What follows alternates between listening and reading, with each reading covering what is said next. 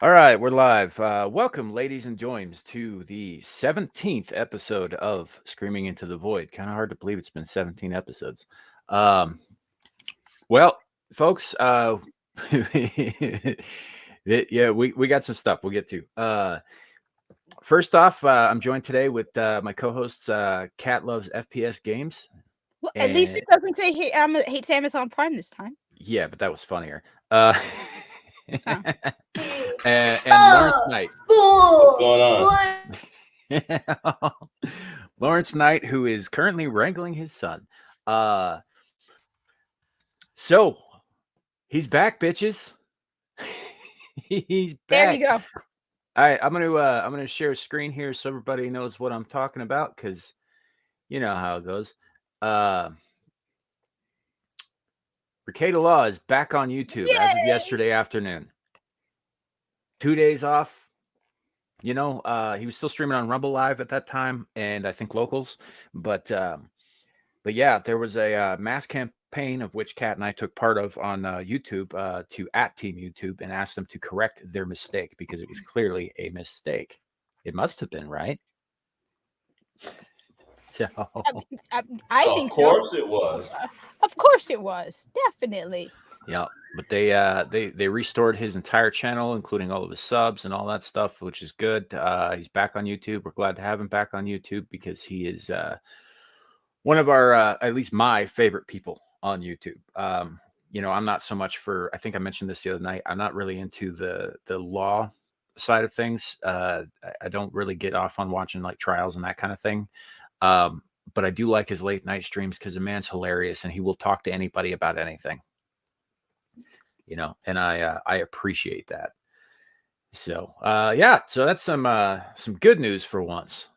I do know that a lot of people have come into my live stream, and because we were talking about Nick Rekieta, and they're like, you have to do, because I love Warhammer 40K. Mm-hmm. Apparently he and Az do Warhammer 40K painting streams. So they're like, they do those with Sargon of Akkad. And they're like, you have to do that. I was like, because I've never painted minifigures, because I have no artistic talent at all. But they're like, just do it with Nick Rekieta and Sargon and Az, and you will have a ton of fun. So you guys just at Nick Rekieta and tell him that he's got a huge fan who loves Warhammer 40K, and I will buy whatever they need. Tell me I need to buy, and just be ready for it. You know what? I'll send you his email address. And all that. You have. I have Rekieta's email address. It's on. You go to the site. I believe that it's on his about page. Yeah, it is. Yeah, because I know mine is. Yeah, no, it's publicly available. So, you know, but yeah, go. That's probably the best way to get a hold of him, especially now that he's not on Twitter. But yeah, just to email him directly. I know that he does read his emails. I don't know if he responds to all of them, and I'm sure that right now he's swamped. Oh well, you know. He's definitely swamped. I will do that then, though, because everyone in my life, I love Warhammer 40K. I'm kind of still new into it, but I've never painted figures, and everyone in my stream, they were like, you have to do it with them. You'll have a great time. It'll be an awesome video to do, an awesome live stream. So yeah, well, you know, when we had Shadow of Hawk on a couple of weeks ago, and and he was talking about 40K. I did Warhammer Fantasy briefly. I'm not going to go back over the story of why that was again, but you know, but the painting and the putting together the figures and stuff was actually the most fun part of that. The game itself, I could give a fuck less about. Don't say it's easy, because that's what everyone says, and I'm telling you, I can't paint walls. I didn't say it was easy. I said it was fun. Okay, all right, you're right. Okay, true. Because everybody's like, no, Kat, give it a go. It's not that hard. I can't paint walls. Yeah. So I actually still have in my possession, in the box, it's unopened, the 25th anniversary edition of Helm Hammerhand, which was a specific limited edition figure for Warhammer Fantasy that was put out at their 25th anniversary or whatever. And I haven't put it together yet. It's still in the box. All that stuff. I've had it for probably 10 years, but there were only so many of them, and I have one. It's the only Warhammer thing I still have. I sold my army years ago, but you know. Cool. I prefer 40K. I like the Space Marines. I like the Emperor of Man. All of that. I love the lore behind it. But I always thought the Space Marines looked goofy with their giant pauldrons. Well, they're super ultra mega. Like if Master Chief were on mega steroids of the kind that's just. Is that why their heads are so tiny? Well, their armor is so huge. Yeah, they've got these itty bitty heads and these massive shoulder pieces. You know, it looks a little ridiculous. I gotta be honest. Yeah, but they're mega super ultra marines. And before anybody says anything, I do not think women can be space marines. So don't worry. I'm not one of those fans who's coming into Warhammer and trying to get it changed for my sake. I like Warhammer the way it is. And space marines cannot be women. Totally agree on that. So don't worry. I'm not one of those crazy ass lunatic feminazis who wants to change everything. Yeah, I'm gonna bring up an image here. Give me just a second. I can YouTube. I'm gonna start saying that every time I screw something up. See. All right, but like, look at that. Look at those shoulders. Those are huge. Yeah, I know, but they're so mega super powerful that they don't even feel them because they're space marines. Right. They're like well, total chads. I think that's a Chaos Space Marine, but still, he's got the massive shoulders. Wait. Look, Is that? One sec. Oh, that might be. 1 sec. Ow. Hey, look at that guy. There's no reason to have shoulder plates that big. No. You couldn't lift your arms.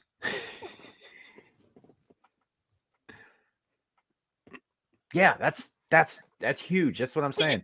Don't you understand? They have chain blades, like chainsaw blades. Chain blades. Look at that. It is a sword with a chain, like a chainsaw. Yeah, I'm familiar with the concept. They had those in. You can get those in Monster Hunter also, dual wielding. Oh yeah, but it's not the same. The thing. They spit lightning. Oh. I actually picked up Monster Hunter Rise and Monster Hunter. What is the other one? Odds PC. They were on sale. I haven't played them yet. World. Yeah, I think so. Yeah. I haven't played Rise. Maester Chow has just about finished Rise. He's been kicking the crap out of that and all that, but I haven't played it because it was on the what is the Switch? I think the Nintendo Switch. Yeah. So right. I don't have a Switch. I'm not a Nintendo guy. I haven't been a Nintendo guy since the 8-bit system in the 80s. So Sega came out with the Genesis, and I was on board with the Genesis until they tanked out, and then I've been a Sony guy ever since. Well, it's on PC because I have Monster Hunter Rise and Monster Hunter World now on PC, and they were on sale for like half off. Yeah. Hey, Ozzy, welcome in. 7-1, good to see you. I have not. I'm not a Warhammer guy. I just we started talking about it because Kat here is interested in like Nick Rekieta does Warhammer painting streams with Sargon of Akkad and Az from Heels versus Babyface, both of which have great channels, by the way. Check them out. Yeah, I love Space Marine. One of the reasons I have a confession to all those Warhammer people, I have a confession. I will admit, I like the Ultramarines. I know it's a matter of shame that I carry on my shoulders, but it's because of the Space Marine game, because you get to play as the you get to play as the Ultramarines, and so I have a soft side for the Ultramarines. How much do you love them, though, Kat? And I have to ask you about that. Like, would you cosplay a Space Marine? No, because there are no women Space Marines. Really? Oh. I would cosplay as an Adeptus Sororitas, but not as a Space Marine. Yeah, I guess so. I mean, you would have to inject steroids into your shoulders to get those pads looking right. Yeah. No, well, I also am missing something between my legs. Yeah.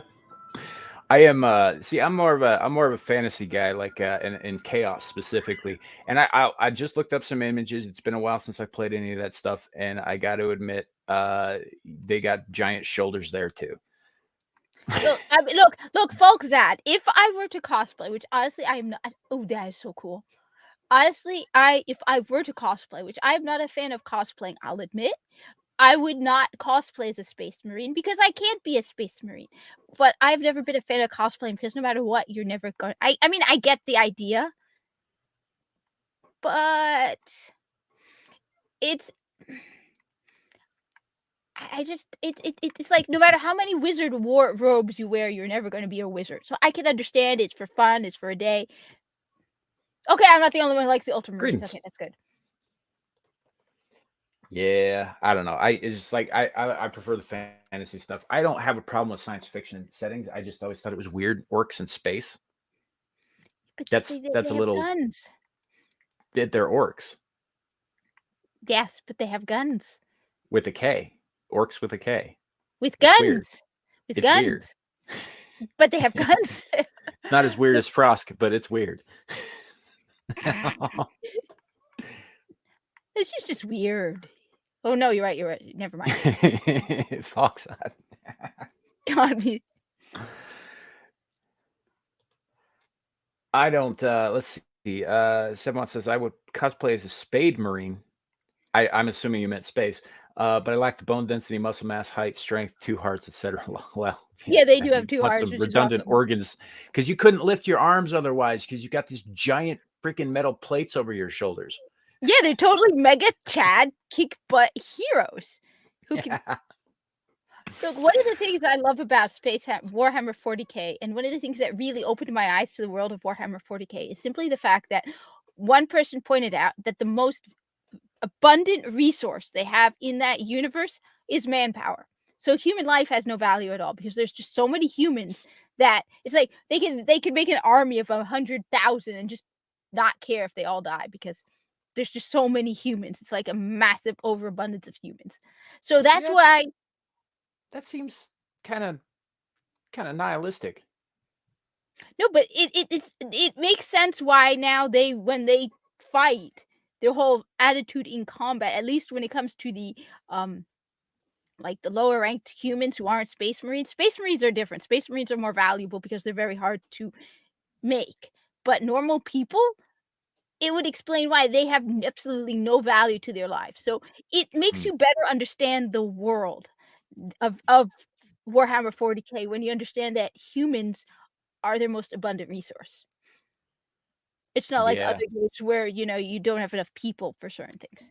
So that really opens your eyes to the world.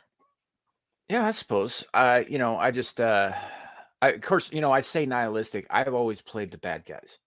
Anytime I get into any kind of thing and I get the choice between playing good or evil, I almost always go with evil just because it's more fun. Like when I was playing KOTOR way back in the day, and yeah, I did play KOTOR on the Xbox. You make so much more money on the dark side. You're always giving away money on the light side. You get nothing on the light side besides feeling good about yourself. There's no profit in it. And also it's a lot of fun. Like there's I think it was in KOTOR 2, when you go to the moon of Nar Shaddaa, there's a dispute over a guy who owes some other dudes some money and he doesn't want to pay him and all that stuff. And so what I ended up doing to resolve that conflict was force manipulating the dude who owed money into giving it to me instead. And then I made the other two, I planted the force suggestion in their brains that they should just jump off the ledge, and they did. So you're got saying I need tons of dark side points for that, by the way. So you're basically telling me I need to play KOTOR as the bad guys. I think that you can play KOTOR any way you like. I just think it's more fun as the bad guys. I'm that kind of guy who, whenever we were playing, like, because I used to play a lot of like Star Wars games and that kind of thing back when they were still, good. And what was it? Battlefront, the original Battlefront, Battlefront 2, not the newer versions. I always sided with the Empire. Always. I thought the Stormtroopers better than the rebels in their snazzy uniforms, and they had the better ships, and it just plus it was just it was fun. And I can't tell you why I did that. I don't know. I always liked the Empire better than the Alliance, and that's going to sound funny for those of you who know some of my political leanings, because it's kind of the other way around. But in fantasy, in fiction, I like being the bad guy. I like playing the villain. I mean, that's why. I mean, I'm a total Corpus simp. No, because in case what's his name? Corpus supporter. I'm a Corpus loyalist. And when it comes down to it, politically, I'm like totally. I mean, I'm a big capitalist person, but it still wouldn't fit for me to be. Though I was I mean- disappointed in the Call of Duty. I don't think Ozzy's wrong here about that Space Marine like comparison. But I'm not gonna get into it. No, well, all right. Oh no, I forgot where I was going with this. But well, Fox Odd says you're a Corpus simp. I am not a Corpus simp. I'm a Corpus loyalist. Besides, I don't think the Corpus are the bad guys. However, because the solar system belonged to the Corpus and the Grenier, so to say that they're the bad guys is not fair. The Tenno are the slaughtering, massacring lunatics who you are forced to side with. However, in Call of Duty World War II, I was disappointed you can't play as the bad guys. Yeah, They had the best weapons.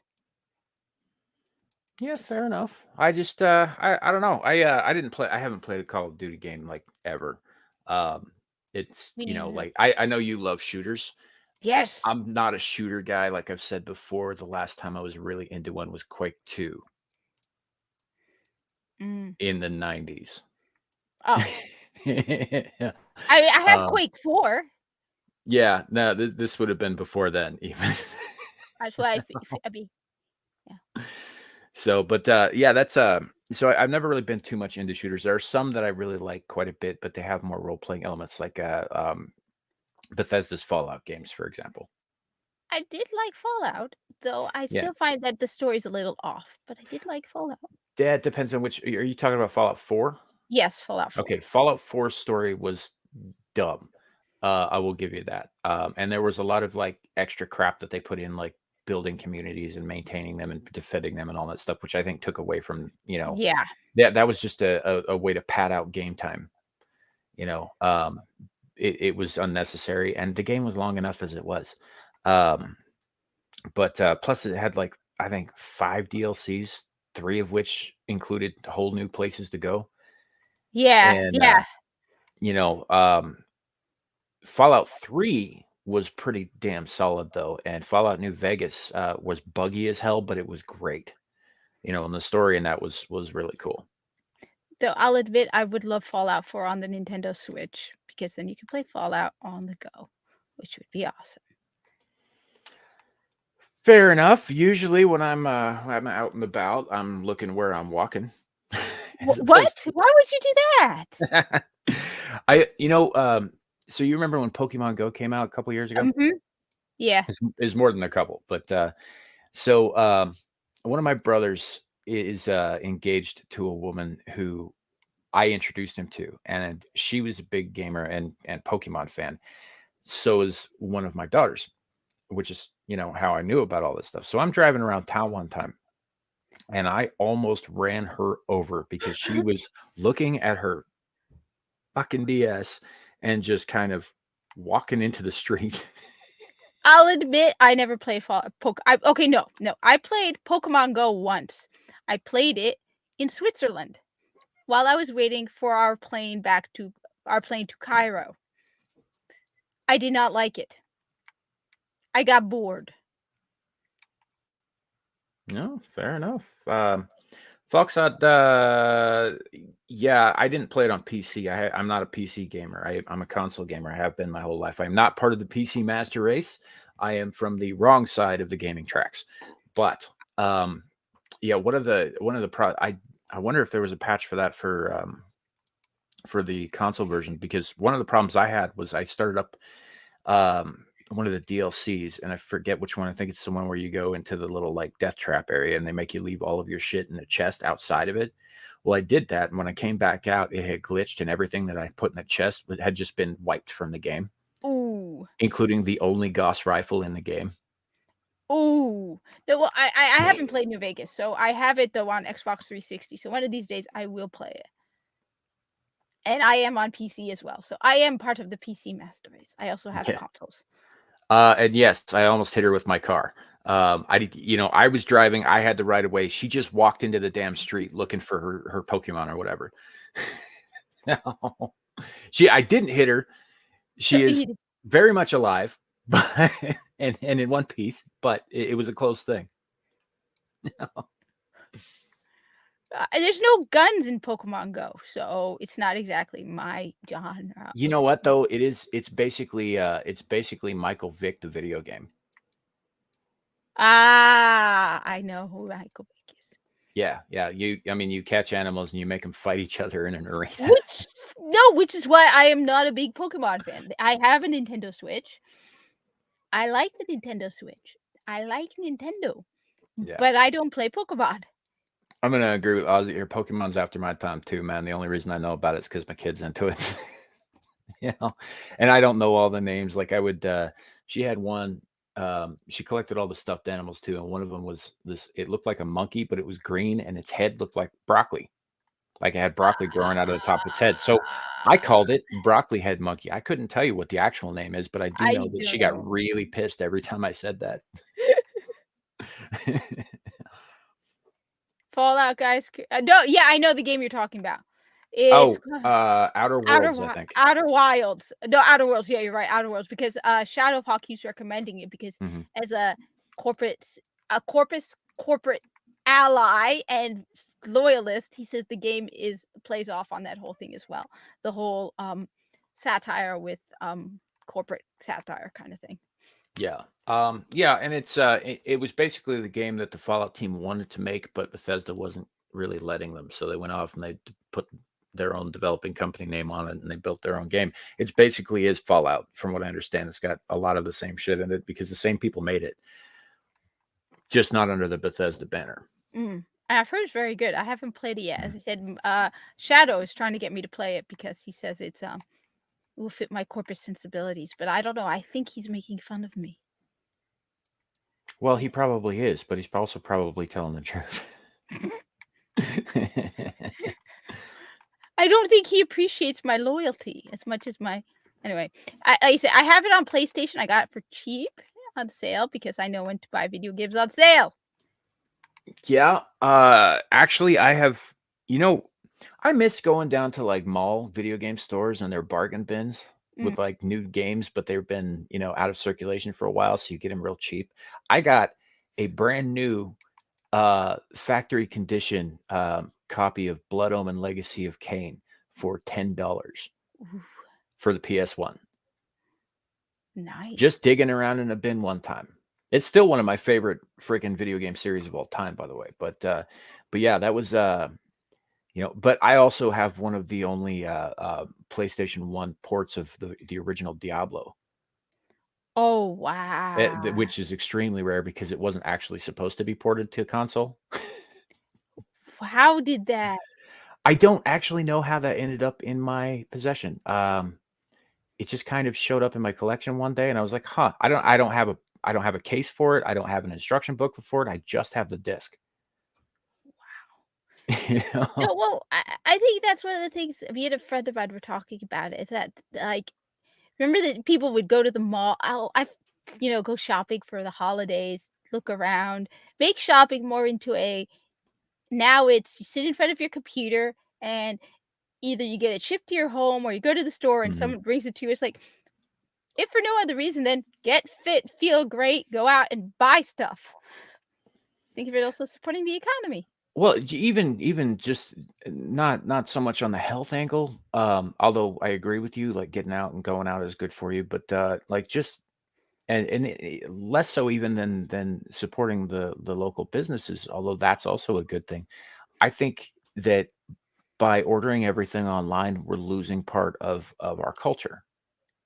Yeah. I think I enjoy going out to places. I enjoy digging through bins to see what I can find. I enjoy going to flea markets to see what deals I could find on like random useless and worthless treasures. Just stuff. Because it's fun. I miss bazaars. I mean, I don't know if any of y'all have ever been to the Mile High Flea Market in Denver, No. Colorado, but it's almost like a bazaar. Just rows and rows and rows of booths as far as you can see, selling anything you can possibly imagine, and usually at a pretty good price, Well, and most of your vendors were willing to haggle too. I think that's another lost art. Mm. You know? No, but also it adds to socializing and just getting out and seeing people instead of, hearing about people who literally spent months in their homes. It's like that's horrifying. And it's like, we when you sit all day at home in front of your computer, interacting with people through your screen, Mm-hmm. you're a part, and that's another part of what we are losing as people: the ability to talk to people, to just be out, to wear pants. Which, by the way, everyone knows I'm wearing pants because I keep climbing up. See the cat? So, yes, I'm obviously wearing pants. Okay. All right, moving on. I was going to make a really bad joke there, but so yeah, that's it, Oh, by the way, guys, yoga pants are not pants. They should No, not be worn in public by anyone. I don't care how good it looks. That's not what they're for. They're no. not regular pants that you should be wearing about your day. Those are for exercise and that sort of thing. But it's not like you shouldn't be going down to the park in them like half the women in this country do. Or the pants that look like pajama pants. Have you seen them? They look like pajama pants. Yeah, and I'm guilty of doing that too, but only briefly, running out to the corner store and then running back home. It's not like I make a day of it. No, I don't like that idea at all. No. VR malls? No. Leopard print only, buddy. Leopard print only. Yeah, I'm with you on the upper print. But yeah, that's fashion in this country is a disaster. No, Like we have no cultural identity in terms of like the way we dress anymore. We used to. No, But now, it's not even that. It's we have no sense of shame and no sense of professionalism in this society. I agree, but we also have no sense of what is aesthetically pleasing anymore. Either. Like everybody goes out and they look like they're dressed in like whatever random crap they had lying around. Whether it clashes or not. Well, I happily have a work uniform, so I'm glad for that. Hey, Mugsykins! Hello. No, well, I think if you're going to bring up the whole issue of just fashion in general, one of the things that gets to me is a lot of times I follow libs of TikTok, and one of the criticisms I often have for the videos they have are just not even what the person is saying, how the person looks. You call yourself a teacher, you've got a ring in your nose, which I'm sorry if there's anybody who has a ring in your nose. It looks like the thing you put in a bull. Okay, and then you have studs all along your face. And look, I get it, to each their own. But if you're a teacher and you look like you're 15, you're not. No, it used to be when you got ready for work, you put on neat, clean, professional clothing. Men would wear a button-down shirt. Women would wear a dress or a skirt or even pants and a pretty shirt. Now they wear oversized clothes or junk or t-shirts or studs in their nose, lipstick that's black. And again, I'm sorry to any guys who do this, but men should have colored nails, half shaven heads. Hey, Kat, I admit that I'm kind of multitasking, as you guys know. I'm watching the 2-year-old. But, Kat, in the midst of you describing a teacher, I'm sorry, I have to admit, I could have sworn I heard you say she's got studs coming all over her face. I literally thought that. I was like, wait a minute. No, but there's some kind of funky metal things. I thought they were studs. I have no idea what they are. So surface piercings can be considered studs, yes. But Okay. I get the misunderstanding. It's a whole bukkake situation. And don't get me started about the half-shaven heads. The half-shaven heads, I had a woman I worked with a couple years back who had a half-shaven head. And it was my first time I had ever seen it, okay? And at least in person. So I thought, oh my God, that poor woman, she had brain surgery or she needs surgery. And to have brain surgery, you need to shave their head. So I was like, nobody's dumb enough to shave half their head. I'm sorry, nobody's going to do that to themselves. So I thought, oh, that poor woman, either she's had surgery or she's going to have surgery. To my shock, after her hair started growing out, she shaved it again. So I'm like, wait a minute, maybe the surgery was delayed. She has brain cancer. Like, I didn't ask anything because I didn't want to be rude or inappropriate. Maybe she's like dealing with brain cancer, and she kept shaving it again. I'm like, wait a minute, I think she's doing this on purpose. Yeah, it does sound like. You know, I'm a little torn on that particular issue. Way I grew up in the culture I grew up in, nearly everybody I know, and including myself at certain points in my life, had tattoos, painted nails, wore a lot of spikes and chains, piercings, that kind of thing, weird hairstyles, weird colors, and all that stuff. And then the psychotic left came out of nowhere and stole all of that from us. But also you grew out of it when you actually got a professional job and where you had to look professional. Hmm. People grow out of it. You don't see like where I work. Other than that woman, I haven't. Most of the people, at least until recently, now we have someone with pink hair. And it's like, no. Yeah. But No, it is some grow out of it. My sister actually has half her head shaved, and I'm tattoos sorry. everywhere and all that stuff. It doesn't bother me. I don't see anything but my sister. So but it it's funny too though, because when you see that sort of thing, these days your immediate response, your immediate thought is that is a crazy person. They cannot be talked to with any sense of like reason or decorum or that sort of thing. And she's not like that at all. She's a very reasonable, down to earth woman. She Well, just honestly, looks like she might stab you in your sleep. honestly, no. Honestly, if I see that, I think immediately crazy leftist. Yeah, that's exactly what I'm saying. Like with the bright colored hair and all that stuff. Now hers is dyed straight black, but um, it's still kind of carrying on that goth aesthetic. But it also helps with what she does for her business, because she owns her own novelty shop, and it caters to a variety of customers, um, Which would fit the generally on the atmosphere. alternative side. Yeah. She's not a teacher going dressed like that to school, and Oh no, something no, tells me absolutely not. your sister, if she were a teacher, she would not be doing that to go Yeah, to I mean, teach kids. she has children of her own. She is on the PTA, but she isn't a teacher. Yeah. And yeah, her business is kind of a niche business, especially in the area that she lives in. Um, but and that's like, when I was younger, I used to think that, like, a woman with like half her head shaved was kind of hot, and now it's just kind of, it's a bit of a turnoff. Yeah. And I wonder if that's not just a product of the, you know, political and cultural climate in this country, and the way it changed and how I didn't like that, but also maybe my tastes have just changed because I got old. That's possible too. Well, also you maybe you're become more picky about, like, for example, me, at one point I thought it was pretty. Now it's like, for me, a good-looking man is a man who isn't obese, like dangerously obese, with non-dyed hair, no painted fingernails, just a straight, normal, regular guy who has a beard. Yeah. I don't want anything crazy. Yeah. No, no. Well, good luck with that. They're pretty rare these days, Yeah. and the ones that do exist are usually taken these days. No, and look, this is gonna come as a shock, but I hate to break it to you guys, all the men out there. When you act feminine and girly, that is not attractive to a straight woman. There's nothing I find less appealing than a guy who thinks it's cool to be all girly, feminine, no, no. So you won't like my new purse, cat? No, not at all. Yeah, but you're married, so I don't have to worry. You're taking me. Now, if you were single, that's a different matter. I'd be like, dude, no, please no. We'd be like, look at Harry Styles over here. No. Mr. Ambiguous. Yeah, ambiguously straight.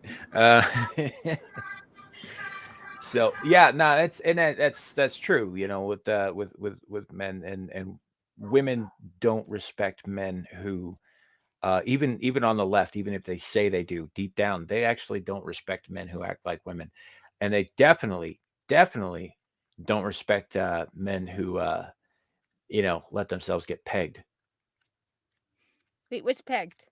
Um, so you know Oh, cat. Oh, how you know how gay men express each other's affection? Yeah.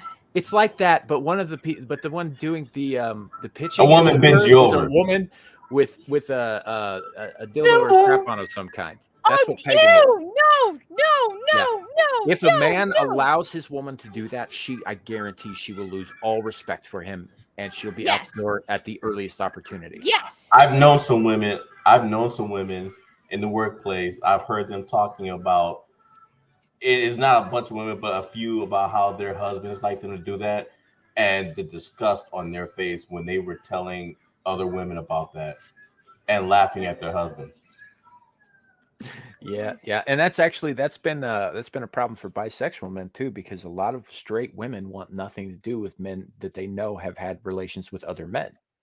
Yeah, no, no, no. But then, I mean, I realize one of the reasons I like it when men have a beard is because it shows that they are a man and that they are manly enough to be able to grow a beard. Whereas, like I said, as a straight woman, I don't care for the feminine men. A man with a beard is a manly man. Well, men require a certain level of testosterone to be able to grow facial hair. Which is, In the yeah, I first place. realize that. That's why I realize that when I see a man with a beard, I know that this is a man with enough testosterone to grow a beard. And as a straight woman, that matters. Yeah. See, So, I'm lucky because I have the testosterone to grow a beard, but I don't have so much that I'm losing my hair. oh, so testosterone also leads to hair loss? Excessive testosterone can, yes. Yeah, yeah. That explains why so many of the interesting not born as men are losing their hair, because they're getting cross and they're probably not getting it correct. And so because I keep seeing these people like Scott Nugent on the Matt Walsh documentary who's losing her hair. That explains it. Yeah. Now, in the men in my family, we don't grow Oh. full beards until we hit our 40s. So, but when we hit the 40s, it starts coming in. Yeah, and I mean, like my hairline is receded slightly, but it's only slightly, and the places where it's thinnest have more to do with some of my activities in my youth than they have to do with the testosterone or just male pattern baldness or any of that stuff. It says I did a lot of stupid shit when I was younger, and it shit I happens. think we all have done stupid stuff. It just to different degrees. Yeah, yeah. You ever had to set one of your own bones? No, and I don't want to, and the thought of it just gives me horror. I have. Dear God. It's That not would- fun. No, I have no doubt it's not fun. Yeah. So, like I said, I did a lot of stupid shit. Yeah, that's definitely on the list of stupid shit. I mean, it's all healed up now and everything, but it definitely didn't heal quite right because, no cast, no nothing. I had to reset it like 7 times because I was using like a bowling brace. I'd broken my hand and I was using like a bowling brace because one of the bones had broken clean through. Oh boy. And trying not to hit it on anything. And it was my dominant hand too, which made things difficult. Oh boy. So it's good now, kind of, except for the arthritis and the fact that I've lost range of motion in that finger. Oh God. Yeah, I'm not even going to think about that. Yeah. So lots of stupid stuff. He says hair grows upside down. Yeah, and that happens to a lot of guys when they get older. They like the longer their beard is, the less hair they have on top of their head. And that is a product of testosterone. What's interesting is that male to female transitioning, right? Yeah. Yeah. A lot of those guys end up with a lot of nasty stuff happening inside their bodies because excessive estrogen causes cancer in men because we're not designed for it. We are not designed for Yeah. the opposite gender's hormones. That's at exactly all. what I'm saying. Yeah. Yes. And I've heard a lot of horror stories from both, where women trying to be men have a lot of health problems as Mhm. well. They are creating permanent patients, and it's sad what they're doing. And I don't know. But Hey, Coda, welcome. Haven't seen you before. Stick around if you like. If that's true, I'm sorry. That sucks. Same. I am very sorry. Hope, Good luck with that. Yeah, I hope you got the resources and people around you to help you get through that. Yeah. So I mean, depending on the kind of thing it is, it's not a death sentence anymore. No, it's There's a good friend of mine's oldest brother has a tumor in his head, and it's been sitting there for years. I mean, it's in a place, I think, where they can't really, operate without doing more damage than it's worth, but it's not growing either. It's more or less, I mean, it's as benign as a large chunk of, cancerous cells in your head can be, but yeah, sorry to hear that, man. Or Yeah. woman. I have no idea. What have you? Per- Person on the internet. Which is one of the reasons why the internet is a great equalizer. You don't know the person. That's why I don't understand why people are throwing fits. The internet is such a great equalizer. Mm-hmm.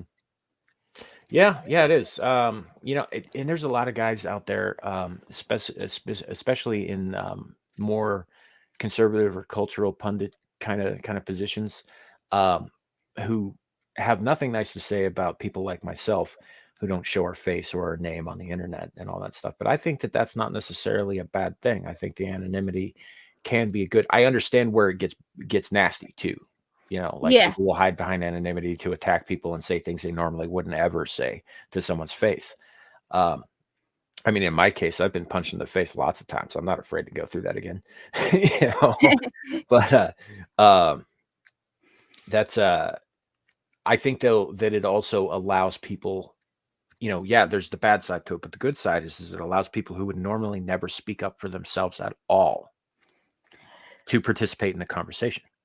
Well, and also, like, for example, when I play Destiny 2, when I do play with other people, I just see a screen name. So whenever you have all these women, for example, whining about how they are female gamer victims, it's like, no, because if I play, first off, I don't even know if I'm playing with other female gamers or not. And second, I don't care. As long as you can carry yourself in a strike or a mission or whatever, I have no problem. So to me, in a way, this anonymity eliminates, because you don't know oftentimes you don't know who you're playing with, and you don't care. You don't know who you're conversing with, and it doesn't matter. That's one of the things that I think we are missing out on. It's the fact that it doesn't matter what you are, it matters who you are. Yeah, I agree. I think that's true, and I think that in a lot of cases it comes through. Now, obviously, you get your fringe types who like to use that mask of anonymity, for Yeah. less than positive things. But and it can be a bad thing, like I said. It really can. But that's true of anything that Yeah. is anything in any sense of the word freedom at all. That is always a double-edged sword, always, and it should be. We should all be walking that razor's edge. Yeah. Sure, on the one hand, it allows you to, be open and all that stuff. On the other hand, it also allows psychos to come after you for no reason whatsoever. Careful's. But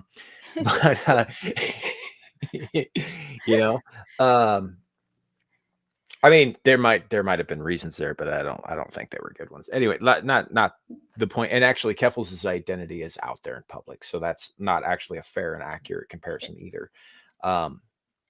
But it's like all things in freedom. There are dangers, and the problem with when you talk about freedom versus security, for example, right? You can have one or the other. You cannot have both. They are mutually exclusive and not complementary. And I would rather die free than live a slave. Damn straight. It's better to live on your, die on your feet than live on your knees, as they say. I actually don't remember who originally said that. Maybe somebody in chat will know. Carrie would know if he was here, but he is currently unavailable. Is he okay? Yeah, he's fine. He's on a boat 20 miles off the coast. Ah, okay. As long as he's okay, because he's cool. Yeah. So yeah, he's just out of range of any kind of like, internet type communication at the moment. Every once in a while he gets low service, but yeah, he's busy doing important shit while we're talking on the internet. Doing important shit in a way, I guess. I'm sure.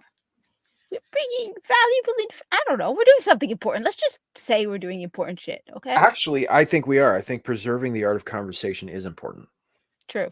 She's I right. think it is. See? Totally right. And plus I like talking to people. I like doing all that stuff.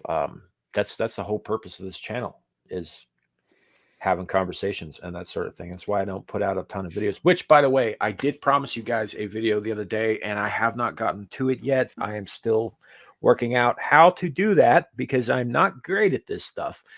Oh God, trust me, you don't. It doesn't get easier. I spent half the morning trying to make a video ranting about Viso and then another video about the Mario trailer, and I alternated between the two, and I still could not get a video out because yeah, I will be hopefully doing maybe a 2-part actual scripted video with it'll be a review of the new Hellraiser reboot. I've heard it's good, but I don't have Hulu. Short little review right here and right now, which I think I liked it overall. I thought overall it was pretty good. There are a handful of tiny little details that I actually kind of got under my skin, but it wasn't enough to bring down the overall enjoyment of the movie. I thought it was coming out next week for some reason. We talked about it Thursday, man. Yeah, I know, but I don't know. It came out while we were streaming.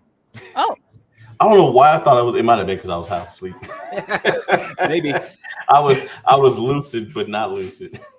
Yeah, no, we were streaming at the time it was coming out, because it was midnight for you and 10 p.m. Thursday night for me.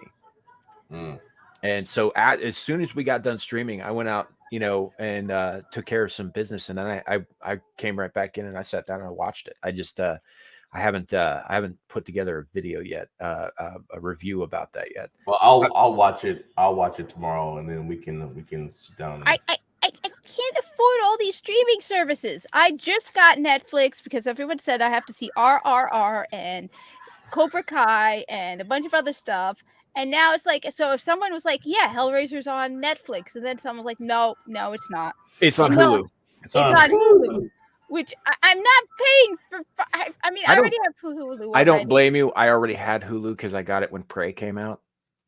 And I've just kind of held on to it because the X-Files are on it, all of it. Yeah, that's why I kept it. But I don't have Netflix anymore. I have, I think, HBO Max, but I barely watch the damn thing anymore. And then Amazon Prime. Yeah, I have Amazon Prime. But I don't watch anything on Amazon Prime that's like new or current anymore either. Though I'm told that other show, Terminal, that one with Chris Pratt, is very, very good. I've heard that too. I haven't sat down and it is a kind of on a list of like I might watch later kind of things. But I was really looking forward to the Hellraiser, and I found out it was on Hulu. I was like, shit. And then I ended up getting Hulu, and I was just like, oh, hey, I'm going to be able to see it after all. And so I did, about 10 minutes after it debuted. Cool.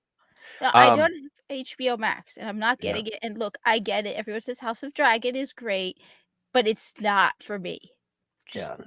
Real quick, Foxodd, mostly not woke. Mostly. There are moments, like I said, but in general, they're not enough to bring the rest of it down. I will say that I think Jamie Clayton, who plays the Hell Priest, or Pinhead as he's known colloquially, was really good. Actually, I was very surprised and pleasantly so. Jamie Clayton was great in that movie. The main character, a lot of it revolves around kind of an addiction theme, which is, if you're familiar with the series, makes sense. And the main character played that part very well too. And there was some other things, but there was like, little things where like the tiny woman used the hammer to break off a lock on a safe that the man who's twice her size said flat out he couldn't do. That kind of shit. There are moments, But overall, pretty good. I did enjoy it. It had a couple of gay characters in it, but they didn't focus on them being gay. Like, yeah, there was some stuff. There's always going to be some stuff these days, but that wasn't the focus. They were pretty well fleshed out characters, actually, and that's all I'm asking for. I was like, Yeah. being gay is not who they were. It was just, part of the character. It wasn't the whole Yeah. character. So I was good with that. And I can't say any more without spoiling it, so I'm not going to, but generally speaking, yeah, it was pretty good. So, welcome, Robert. Let's see.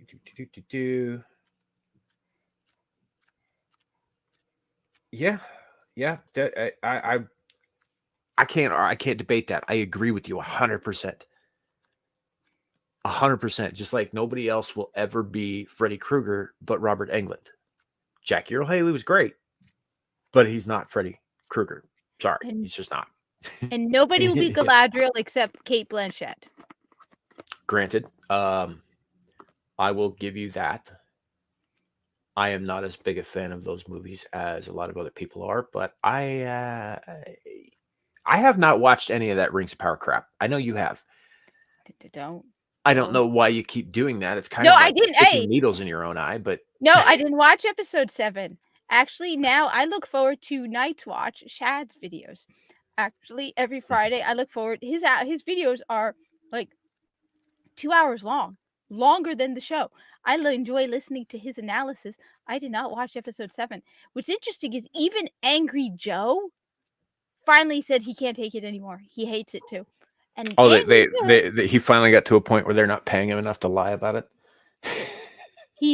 I was like, I mean, he was very critical of it in the beginning. He was trying to be hyped about it. He even in the last review for episode 7 went back and said, I'm revising my rating on every episode. He's like, it's no more. I think giving them a 5 out of 10 is being generous, but for him, especially with something like that, no, he even tweeted about it.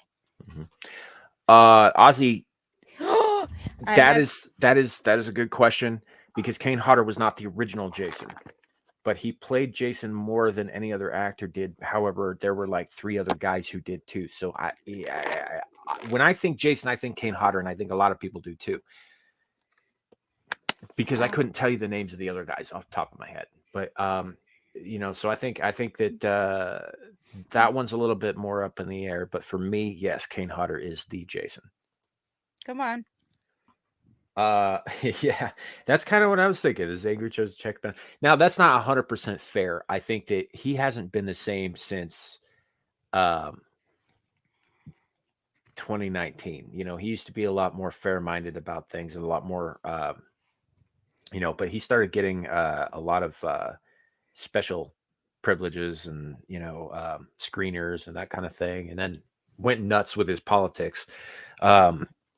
And kind of let that seep into what he does, which I don't think was necessarily good for his brand or anything like that. Overall, I actually like Angry Joe as a person. I think he's all right.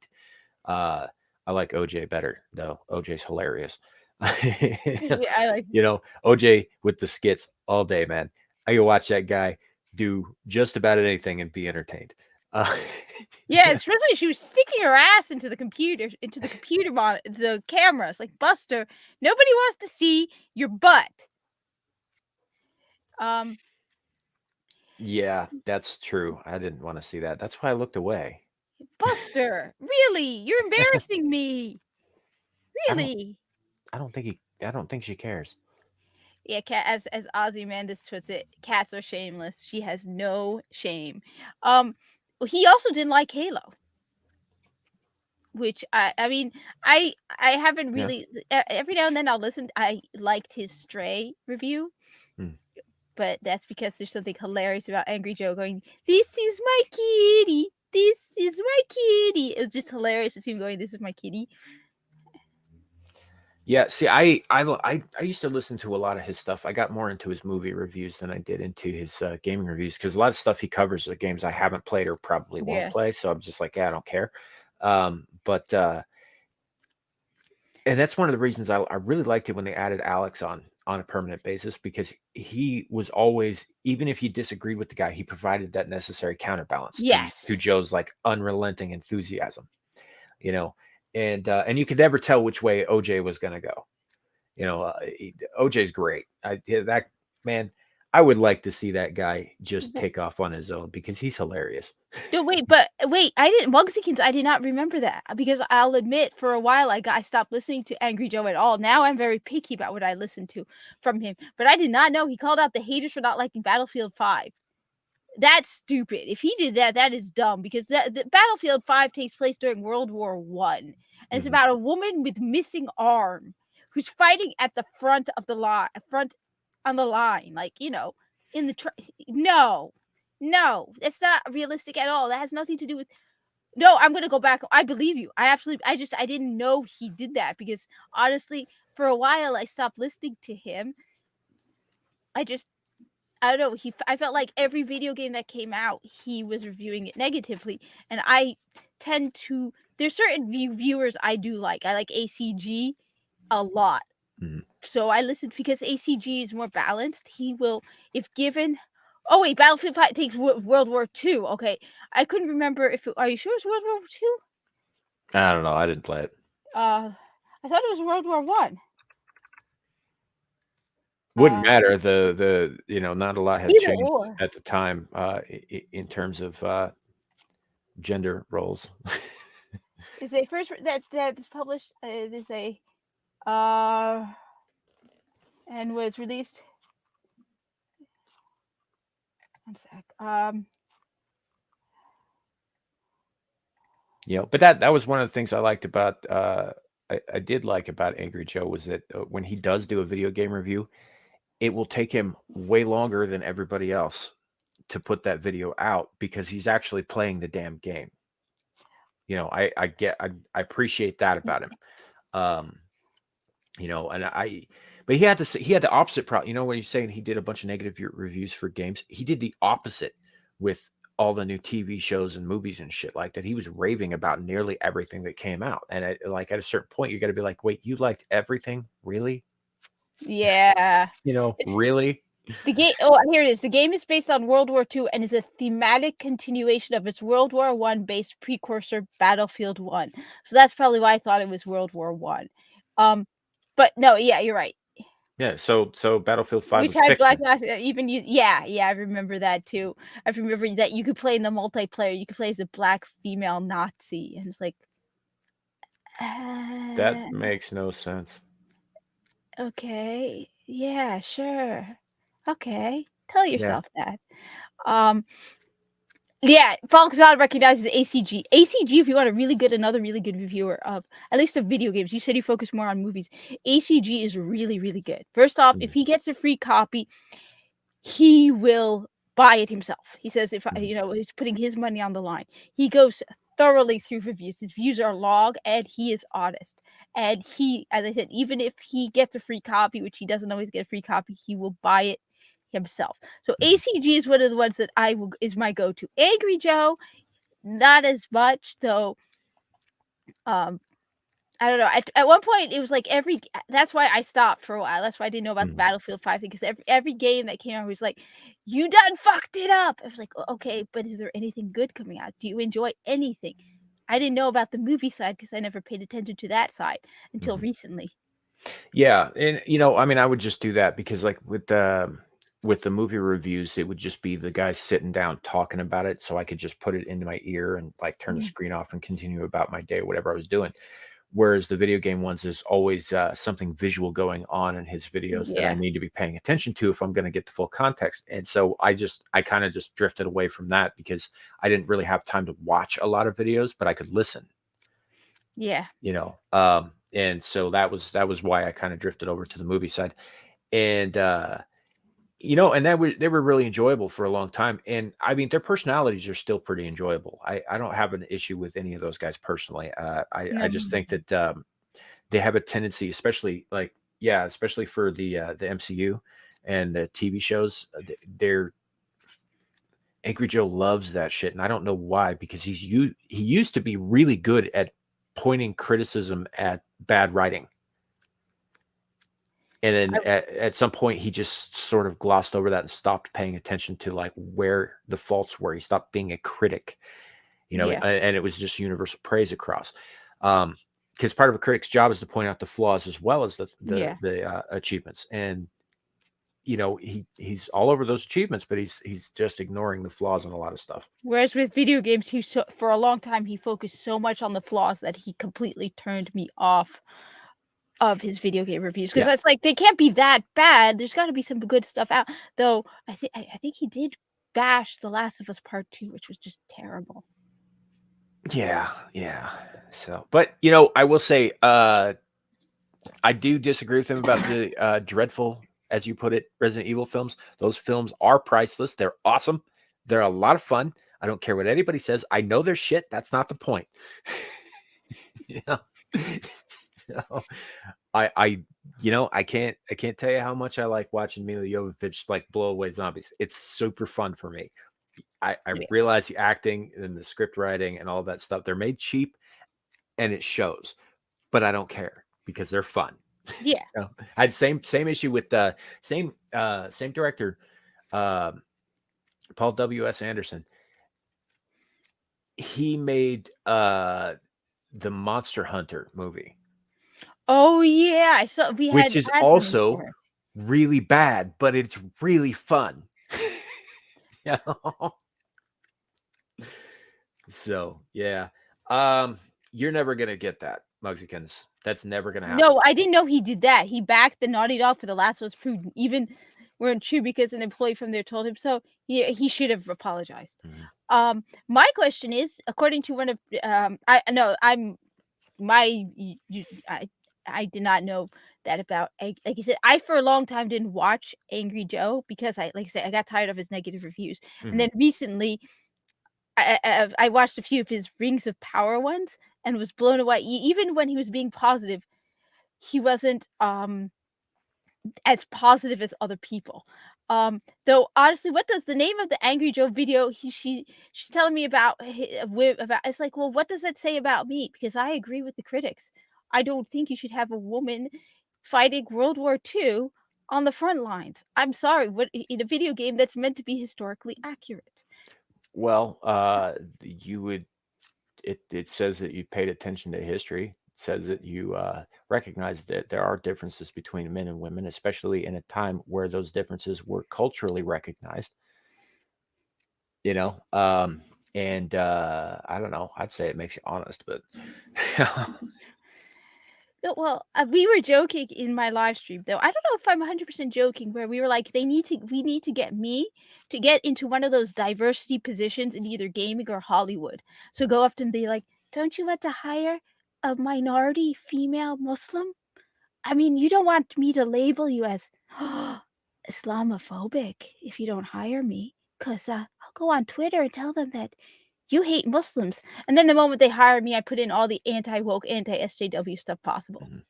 Islam misogynist. Oh, Islamophobia. Yeah, no, I'm trying to mash them together. It's not working too well. Islam misogynist. Yeah. Because you're also a woman. That's true. No, but so it's like, hire me to be their diversity person, and you can be assured that I will be as anti-woke and anti-SJW as possible. So it'd be like, we want to gender swap this character, and I'd be like, no, you will offend women if you do that. Trust me. Look at me. I'm a woman and a minority. Would I lie to you about that? About being a woman and a minority? Oh, no, just about how people don't like gender swapping and all that other stuff. Because, I mean, people do lie about that now. That's a thing. Yeah. So, yeah, I don't know, man. I still like Angry Joe's personality. I like the way he makes his content and all that stuff. I just can't listen to him say things that I think he knows aren't true. Especially since his whole brand was being honest about shit. Yeah. For years. He's an OG YouTuber. Yeah. He's been around forever. Everybody knows who Angry Joe is. I saw a video he did about Guild Wars 2 like 10 years ago. Yeah. He's been around for a long time, and that's why he had the following he did, because people trusted him. Yeah, and now I've learned to be critical of what I watch, to now know that to filter what he says. Yeah. Well, and you got to do that with anything, anyway, these days you just got to kind of take everything anybody says with a grain of salt and do your own research, which is good practice anyway. Yeah. But it is a little sad to see guys that I used to watch constantly kind of go down that road. Yeah, I heard about Shaggy. I'm tired of this. Shaggy. They race swapped Shaggy, apparently. Oh, yeah. Well, Velma's gay now, so what do you want? Right. It's that's the whole thing. They're like, oh, she was gay the whole time. That's why she was uncomfortable. And I was like, no, she was uncomfortable with Shaggy because she was swooning after Fred. She's not gay. She just really wanted Fred instead. But Fred was off making out with Daphne, and the dog, of course, is freaking everybody out because they're all so high they can imagine it talking. That would make more sense. Yeah, because I don't know. I have never really cared much for Scooby-Doo, but I have seen enough of it to know that Velma isn't gay. She was shy.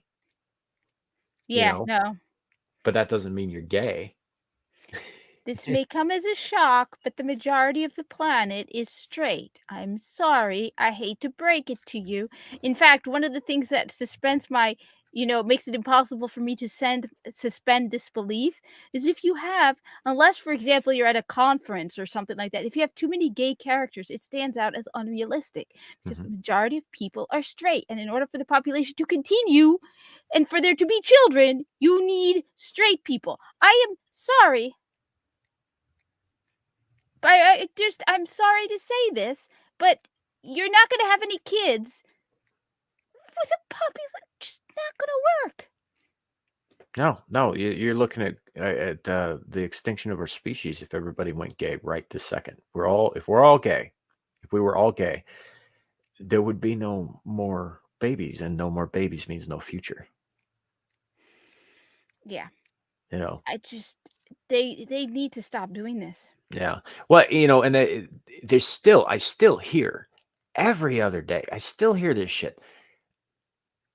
There's not enough representation. I was like, really? Have you watched anything lately? No. You want me? Because I'm going to make a video about this. I've been wanting to. You want me to? I am sick of this representation crap. I am sorry. Just give me a minute. I am really fed up with this crap because you're basically saying that you do not relate to a person if they don't look exactly like you, and that is crap. I am sorry, but get over it. You can relate to people who look absolutely nothing like you, who have absolutely nothing in common. And you know what? Look, I hate to bring this up because I don't want to sound like I'm whining or complaining because to me, I am not. But when I was a child, do you think there were a lot of Muslims on TV? No, there weren't. It was in the 90s. There weren't a lot of Muslims for me to look up to. I didn't need it. And the fact that these people are so pathetic that they have no sense of confidence in themselves, the only way they can be affirmed is they see themselves on screen. I had parents. Hey, I had a father who was home, who not home like he worked, but he cared about us. And he taught us to be proud of who we are. We didn't need to see ourselves on screen. So if you're such a, just this whole representation is a load of crap. And it's like, I want good characters. My favorite character is Viso. Viso is a straight white corpus male. Nothing in common with me. I hate Ms. Marvel, who's a Muslim girl.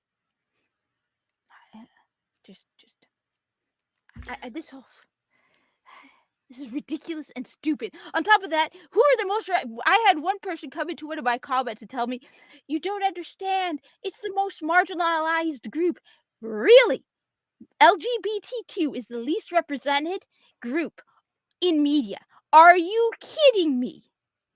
Hey, Carrie, good to see you. Continue rant. I'm just saying, the person comes into my because I was criticizing the drag showcase at TwitchCon, and they're like, "And it's our chance for a marginalized group to get representation." Marginalized my ass. LGBTQ is overrepresented. There are a lot of groups that get no representation that have more population, but nobody represents them. So if you want to go on about representation, LGBT, I'm sorry, and people are probably going to come and attack me about this, but every media. I don't know. This is Sorry. a pretty good point too, Muggsykins Mix here. Because as I understand it, there's a taboo in Islam about magic, right? And magic items and that sort of thing. Then doesn't she get her like powers from magic space bracelets? Honestly, I don't know much about the show. I have never really asked because I've never gotten any magical items or anything like that. So it's never really been something I've asked. I'm pretty sure though that you're not supposed to be using magical items. That originally her powers came from. I don't even remember where her original powers came from. Now, just because you don't follow the rules doesn't mean you're not a Muslim. Well, her original powers, she had basically watered down Reed Richards' powers, and she was an Inhuman, so they were innate. Yeah. The Inhumans were like the mutants before the mutants happened. Yeah. And so she was Inhuman, and she went through the Terrigen Mists and basically became a less impressive Reed Richards. Basically she could make her fists really big and stretch her arms out, and That's that was right. it. But she couldn't really do all the same shit that Richards can. But he wasn't Inhuman either. He was changed by cosmic, Yeah, that I know energies. about. So, but in the TV show, they basically give her Captain Marvel's powers via these magic space bracelets from the Kree homeworld. So basically, if I were to put those on, well, then I would have that ability. Yeah, So it has nothing to do with who she is. Well, the first things first, it could be magical it could be technology. I mean, we don't know. sure, it could be. I'll give But you that, but would it appear to be? look, I have not watched the show. I just know. I mean, first off, though, you don't have to follow all the rules to be Muslim. You can just be a Mhm. bad Muslim. I personally, True. I was just curious about that, because I think I'd remembered hearing either you or Amira say something about how like it was just generally taboo in the religion. as for the magic, like I said, I never really looked into it. I'm pretty sure you're not supposed to use magic. However, you could also argue that those bracers are advanced technology that looks like it's magic. Sure. On the other hand, I feel kind of disappointed in that so she basically just has fancy tech that makes her do stuff instead of she had powers. So she has no powers. Yeah, correct. So She had powers in the original drawing of the character, and then they stripped those from her for the TV show So you're saying because her that powers were boring. So you're saying you took the only that they took the only Muslim superhero and took away her powers so that now she has fancy tech instead. Should I be insulted and offended? Can I call them Yes. out on Islamophobia? Yes. I Do it. I mean, you took the one Muslim superhero who was special and had powers, and now she just has fancy tech. Yeah, I think Robert makes a point here. The bracelets are a lot more like a Green Lantern ring, like they operate on like will kind of stuff. But the power set was a lot. I think she could do light constructs, but it was based on Captain Marvel's power set, and all that. And it's a whole thing. Anyway, I am curious about something else slightly off topic here, because we started talking about like, the taboo on magic in Islam now. And I realize that a lot of these stories are pretty old, so Mhm. they may have come from a time before. But how does that square up with like the magic ring and the magic lamp in the Aladdin story? I don't know. I mean, there's stories too. Right. But Aladdin, had no problem, rubbing that lamp and having the jinn do I would stuff have for to him. ask my parents because I Yeah. really don't know. Honestly, the thing is, to me, I never really. All right, fine. When I'm watching a story or something, I really don't look at it and be like, is it really Islamic? Whatever. Like, I mean, when I play I don't think of that. I just think of the Well, story. yeah, and I think that these stories actually predate Islam. Yeah, Some of them. I think they might predate Islam. On the other hand, even if they don't, I guess you guys are looking into it far more than I would. Um, I really, as I said, I never looked at Aladdin and asked, well, are they Muslim? Um, does it matter? Yeah, and I was just curious, I didn't know if Yeah. like those kinds of stories. So, but the stories are still told though. Yeah. Yeah. So, It's called Alf Layla o Layla. It's 1,000. Um, 1001 Arabian Nights. yes. Yeah. One thing though, and that's about the stealing thing, which apparently the corpus took that from the stealing thing. I think I mentioned it before. The whole chopping off of your hand thing. One of the things that people don't know about, and this is the problem with people who follow Islamic law, because a lot of them are people who just follow it superficially, and they're not knowledge people. And a lot of these rules and laws are actually designed so that you don't have to carry out the punishment often. For example, Mhm. the whole, committing adultery. Right. You have to basically have sex in front of 4 people to be witnesses. Now, I mean, don't get me wrong, in this day and age, you're probably gonna be, but most people don't have an affair and have sex in front of 4 people. There is a story of a woman who committed adultery and went to the prophet and told him, and she wanted to be stoned, and he said that she was pregnant and it wasn't fair to punish the baby, so she had to first have the baby. And then after she had the baby, she went back to him and he told her the baby needs to be breastfed. So no, no. And he kept trying Mhm. to get her to not come back. Whereas in Islam, one of the things is your punishment in life is meant to forego punishment in the afterlife. So she wanted to deal with it now. So he kept trying to get her to not come back because she did want to carry it out. The same with the chopping off of the hand thing. If it is actually followed, I don't know all of the requirements. I just remember talking with my father about it years ago. I don't remember the exact details, but the requirements are so strict. They're probably more strict than modern day theft rules, stealing, because they don't want to do it. And if you steal because you're hungry, if even one of my biggest shocks was I asked my father because we have people who come to the store to steal and buy drugs. And I asked him, well, would that result in your hand being chopped off? He said no, because they have a problem. They're stealing to use the money to buy drugs because they are addicted to drugs, and it's not their fault. So Right. you And should, isn't there like a moral obligation to try and help them get clean? yes.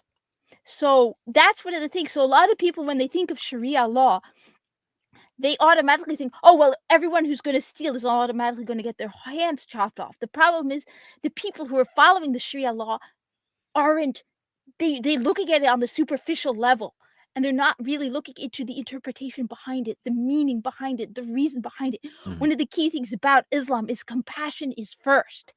Um, it's a log list, like during that doesn't count. Yeah, there's a log list of requirements. So every one of these rules are designed to be carried out as rarely as possible. Even in the case of murder, they give you, and you know for a fact that this person Right. murdered this person. The family of the victim can forgive them, have money instead. So Islam is meant to be compassionate. I remember one of the things is you can pray while sitting down. Now, a lot of people don't want to because, they don't want to, but it's like it's not meant to make your life harsher in that sense. It's not easy being Muslim, but it's not meant to be needlessly harsh on you. Islam also forbids celibacy in the name of religion. The whole monks thing where you Mm. can't that's forbidden. Now, you might be celibate because you haven't gotten married, but you cannot forego sex in the name of God. You can't do any of that. Right. And that goes back to the first commandment he ever gave, which was be fruitful and multiply, which I believe also applies to Islam. And also the fact that it's just human nature. It's part of being human. Mhm. Why do we have so many problems with people who are celibate?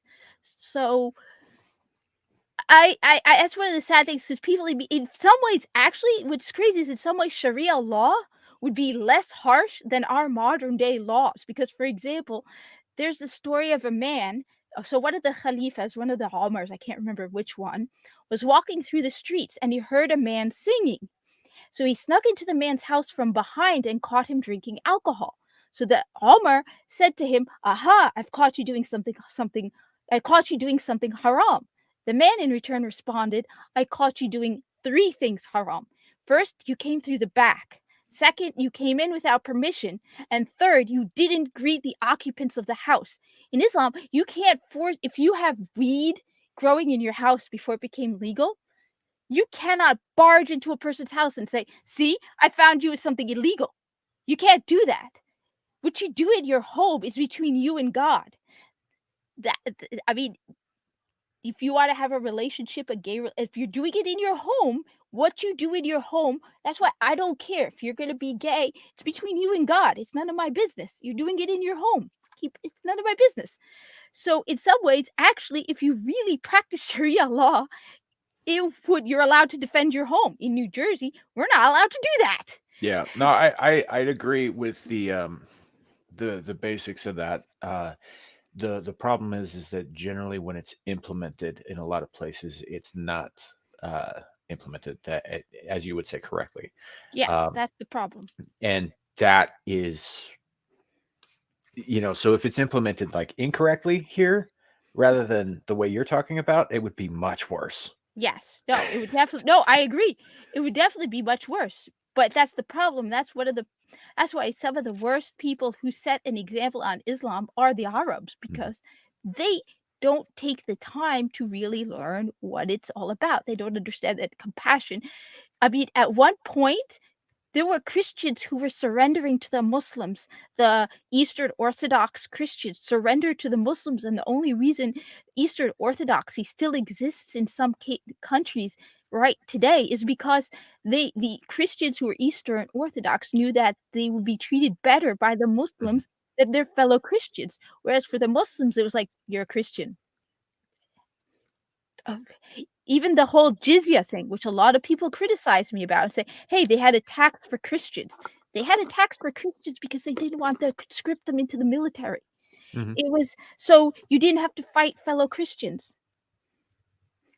Yeah. What? And that was, I mean, you go back far enough. I don't remember which crusade it was. It was I think it was the third, where it was Richard the Lionheart and Saladin, right?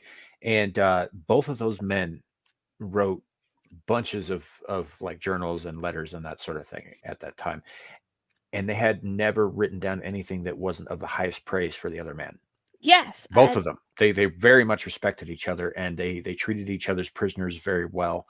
I do remember some of Saladin's people wrote some stuff about how the Christians smelled, because at that time in European Christianity, it was believed that to bathe was to wash off the defenses against the demons, so they didn't do a lot of that. Whereas before prayer, you're supposed to basically clean yourself before prayer. So it's being clean is a very important part of being a Muslim. As Falk Zad put, you have Arab governments and politicians, and the way they implement these laws, they have their own interests, so they twist and manipulate with these. Yes, right, and absolutely. that's true of any ideology or system of government or anything. You're always. This is why I'm always going on about how the modern socialists don't understand exactly what they're asking for, because they never take into account the entire thing. They're like, "Oh, we want this utopia where everybody's at peace, everybody can do what they want." I was like, that's not how it works, and this is why. Human beings, human nature, human ego, human greed, human desire, you're not going to have it.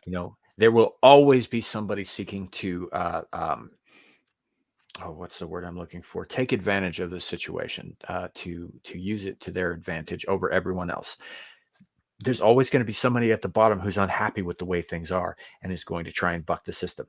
Always. Doesn't matter what kind of system you have. That's, the best you can do is something like what we have now in this country, where those two things are still happening.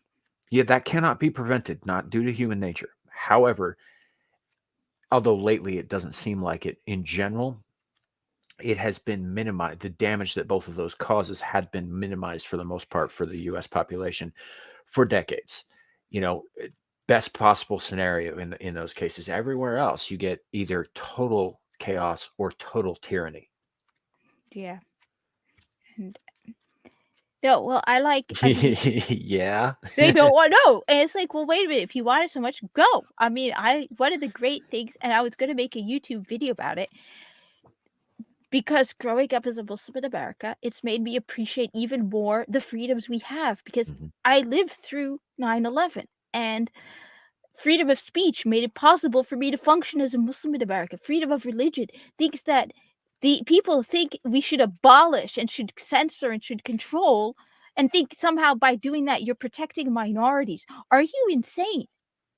The freedom of speech protects without freedom of speech, Mhm. the most unpopular opinion cannot be said. And just because your opinion is popular today doesn't mean it won't be popular tomorrow.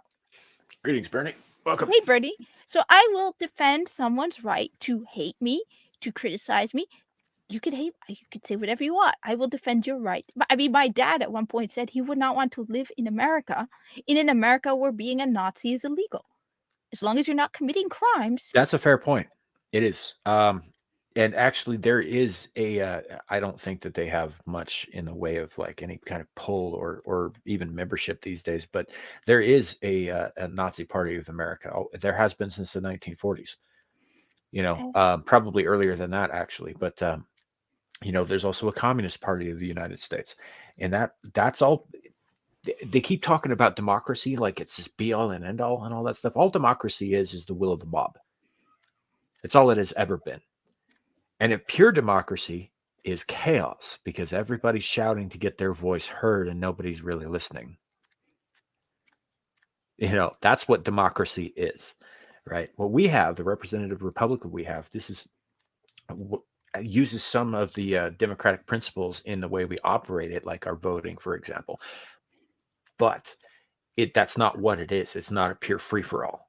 On top of that, yeah, it's better this way. Well, and also the Constitution. Yeah, the Constitution is a singular document. There's never been anything like it in the history of this planet, and likely there never will be again.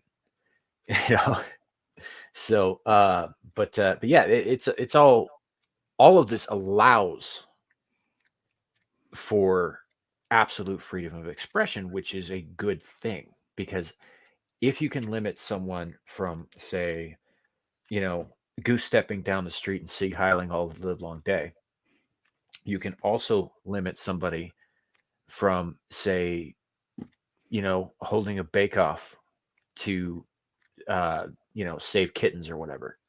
Well, no, but I mean, that's what, at one point when I was much younger, I asked my father, because we don't like pictures of the Prophet. And I said, why can't they make that illegal? And my father pointed out that if you make that illegal, they could tomorrow make the Quran illegal. You don't want that. So I've said this before. I don't look for them. I don't Google pictures of the Prophet. I don't want to see them. But I don't think it should be illegal. Do what you do. I just don't look for it. Yeah. And that's the way I generally look at it. I talk a lot of shit about lefties and commies and all that stuff. I don't hate every single one of them. I'll be honest. I generally hate people that have given me a specific reason to hate that individual. Same. I don't generalize hate. So, some of them ain't that bad. Really. Some of them aren't. Some of them are just misguided. Some of them I just happen to disagree with. There's a woman that I have had a very complicated on again, off again relationship with for 30 fucking years. Totally on the other end of the spectrum for me.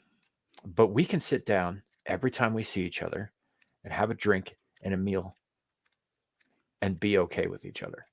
Yeah. And that's what's great about America. All I ask is they don't tell me what I won't tell you what to do. But you don't. That's my problem with the lefties, is they want to control speech. They want to control, like locking us down for a while, forcing us to do all different. Look, you do you, boo boo. Let me do me. I won't force my way, and that's the problem. The left doesn't. That's my only issue with them. If they left me alone, I would leave them alone. But the moment you start infringing on my rights, I have no choice but to fight back, which is why this whole biological men competing in women's sports is a problem for me because you're infringing on my rights as a woman. Yeah. Yeah. And something that my ex-wife said to me, which is kind of interesting given that she is, again, somebody who is very opposite in her way of thinking from mine in a lot of ways, was something that a teacher of hers had said to her when she was in school many, many years ago. My right, or your right to swing your fist ends where my nose begins. Yeah. And I think Okay. that's accurate. Yeah. I mean, if people do what they do, it's gonna, I don't know where I'm going with this. It's just saying that, everybody's got the right to do what they want so long as it doesn't impose on the rights of others. The second that happens, you no longer have the right to do what you want. You forfeit it. Yes. I'm forbidden from drinking alcohol. I don't think alcohol should be illegal. You do you. Just don't force me to do it. I don't. And don't hit me with your car when you're drunk. That's all I ask. Yeah. But I work with guys who drink. I have no problem. Do what you do. Just Yeah. No, and that's why we're all sitting here today. No, but we should be very clear about what assault is. First of all, because there's a large contingent of the population right now who thinks that words are assault. And they are incorrect, because words are not assault. Words are words. As my own mother has said many times, in order to be offended, you have to take offense. Voluntarily, it's a choice. You can choose not to be. So that's not assault. Now, getting punched in the face, that's assault. Yeah, I agree. Getting pistol whipped is assault with a deadly weapon. And that was something that drives me nuts about today's society is silence is violence. No, it's not. It's not violence. If you think that that's violence, then you have never been punched in the fucking face. And you've never been, and you've never had. I mean, some of the stuff these people think is assault by words is just pathetic. It's like grow a spine. This is why you have a block. Ignore them. I mean, it's not easy. It's not easy, but ignoring people, it pisses them off even more. Yeah. No worries, Carrie. We get it. Hopefully shit works out, but otherwise it's not like this won't be up later to watch. So unless it gets booted because I'm being pissy. Yeah, or being pissy as well. Yeah, no worries, man. If you gotta go, you gotta go. Glad you made it. Yeah, also I was asking about you, Thug McCoy. Not gonna call you Carrie. Always gonna call you Thug McCoy because that looks cool. Sounds cool.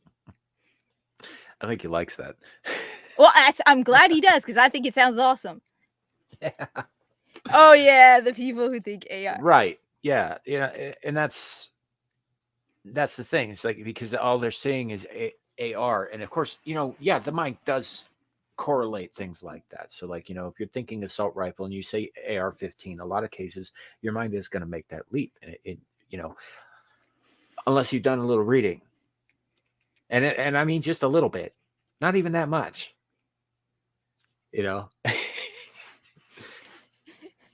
But most people don't either have the time or the inclination to do so.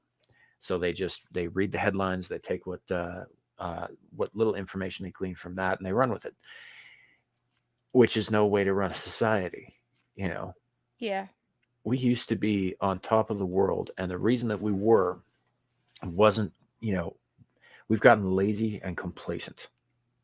As a people. Yeah, fat. We've gotten fat on our spoils. We did so well for ourselves that we essentially crippled ourselves.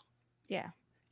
But the reason that we got to that point where we were doing so well was because of our ingenuity. Yeah.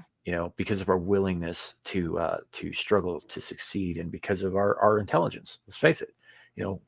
This country has either born some of the smartest people ever to have walked the face of the earth, or we stole them from other countries. Einstein, I'm looking at you. Tesla, I'm looking at you. Yeah. we did that, but we appropriated those guys, but they wanted to come.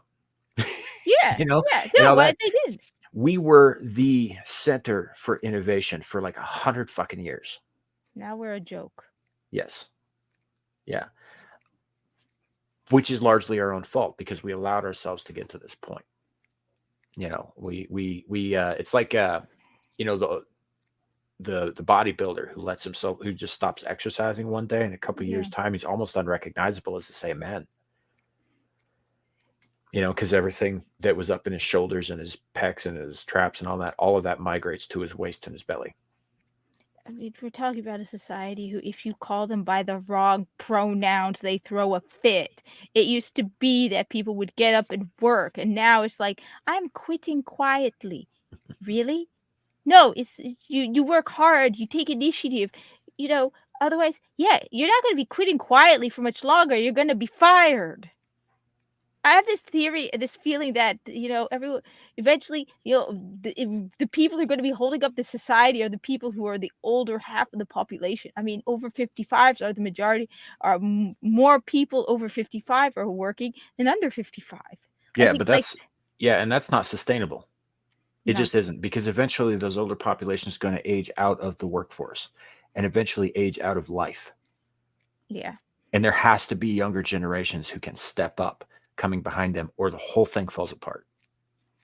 Yeah, but when we have whiny babies who think words are assault, oh, poor baby, then yeah, our kids are. I saw that YouTube channel where they're asking them basic questions and things like, "Where is the Queen of England from?" And they can't answer that or tell time using a clock, or who's the king of Hawaii? The analog versus digital thing is kind of, like my kids know how to read a freaking analog clock. I'm just saying, it's not that hard to teach. We should be teaching our kids that stuff. It's a little ridiculous that we've let it get as far as we did. Or basic math, or how many states are in the United States. They're so sexually awoken, but they have no basic knowledge. Well, if they were so sexually awoken, wouldn't they not understand how sexual reproduction works, and that the sole purpose of sexual interaction is reproduction? And the only reason it feels good is because it's gross and we wouldn't do it otherwise. Yeah. And that's honestly, an incentive to do something that would otherwise be very unpleasant. On top of that, it's also an incentive to do something that would lead to a population growth, because without it, it's very difficult to convince people to have children, especially when you see other people with children. So it's important for the population to grow, because some people, now that we have so many ways of making sure you do not have children, yeah, our population is growing down. But when these things did exist, so yeah, it's like, yeah, the fastest way to make a population grow is make the way that they produce new people very pleasant. Give me just a second. I got a response for Bernie here. He's talking about Beto O'Rourke, but I got to pull it up off my email here. Just give me just a second here. Yeah, that's what I mean. Gen Z don't know anything. No. When I was a kid, we memorized the multiplication table.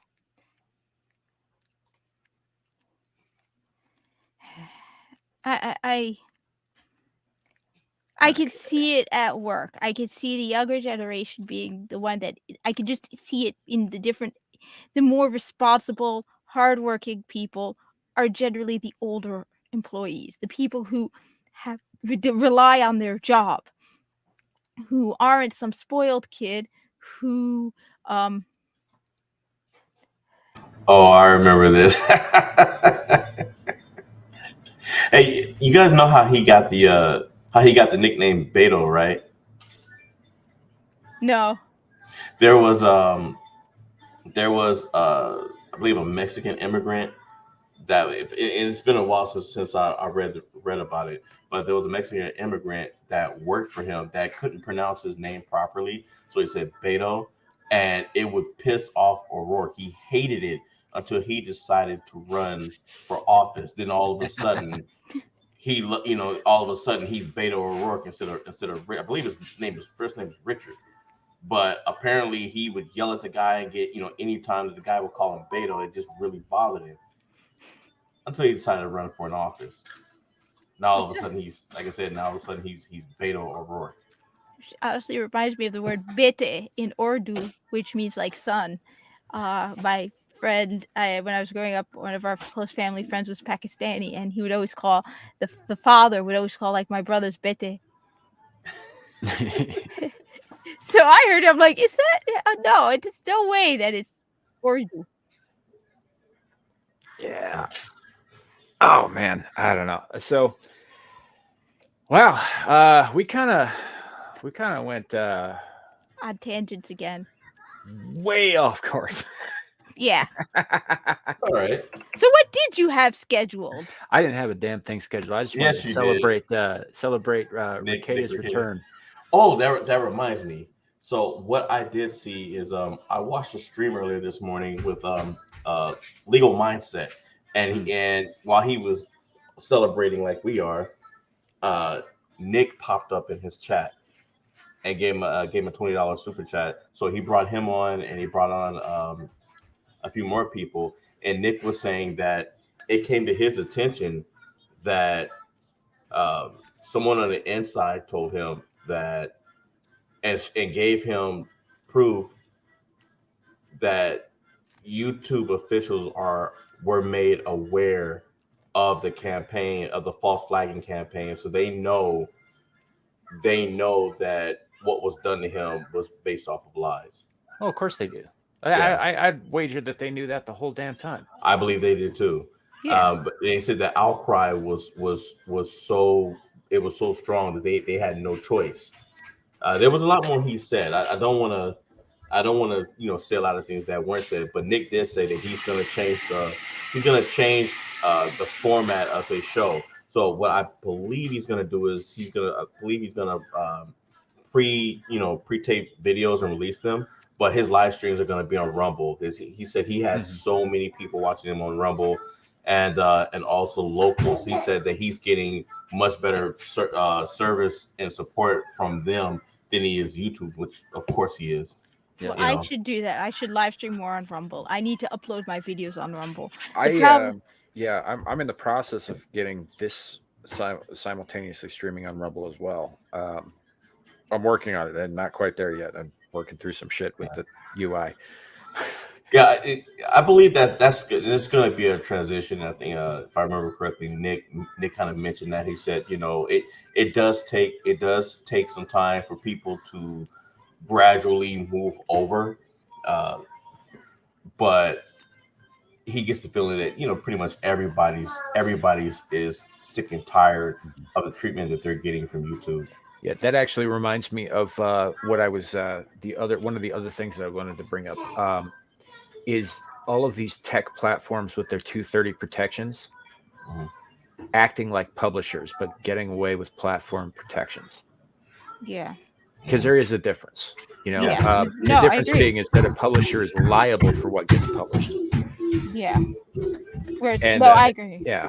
But a platform, while it has those protections, it can't be held liable, also shouldn't be allowed to curate.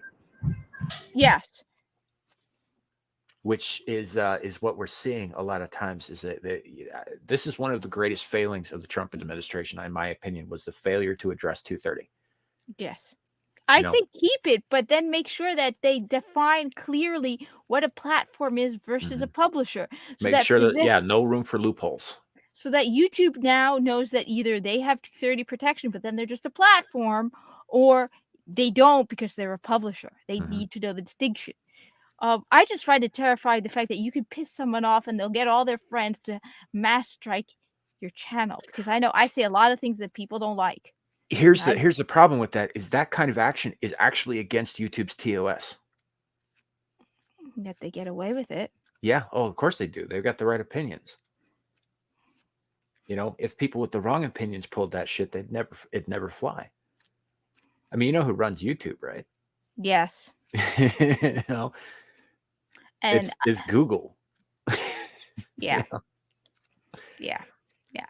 But I mean, the thing is, what terrifies me is I break narratives. A lot of the people who are in those positions would expect me to fall in line, and I don't, because I don't agree. And I'm going to keep screaming and shouting out about it. And that's the only reason I want to grow my channel, is because I know I'm in a unique position where they expect me to fall in line with the narrative. And when I speak up, I'm breaking that narrative. However, that means that a lot of people don't like what I say. So it's like, I'm a little worried that people are going to do to me eventually what they do to Nick Rekieta, because I don't agree. Right, and you know, as Cat's for the record, guys, those of you who don't know, Cat's channel is like 1,000 times bigger than this one. You know, but even so, Rekieta's dwarfs hers. Yeah. And he has resources and access to resources that we smaller YouTubers do not have. You know, number one, you know, like he's got access to Bill Richmond, which is cheating if you ask me. But yeah, that'd be the lawyer who works for the Quartering and for Steven Crowder. Yeah. You know, hell of a lawyer. Also, Nick is a lawyer. You know, and he's also got the following to follow him over to Rumble. That's one of the things that I've been a little hesitant about, is because if I started streaming exclusively on Rumble, I don't know that anybody would, you know, watch over there. I mean, they might. I don't know. That's why I'm trying to figure out the simulcast thing. Yeah, I gotta figure that out too. But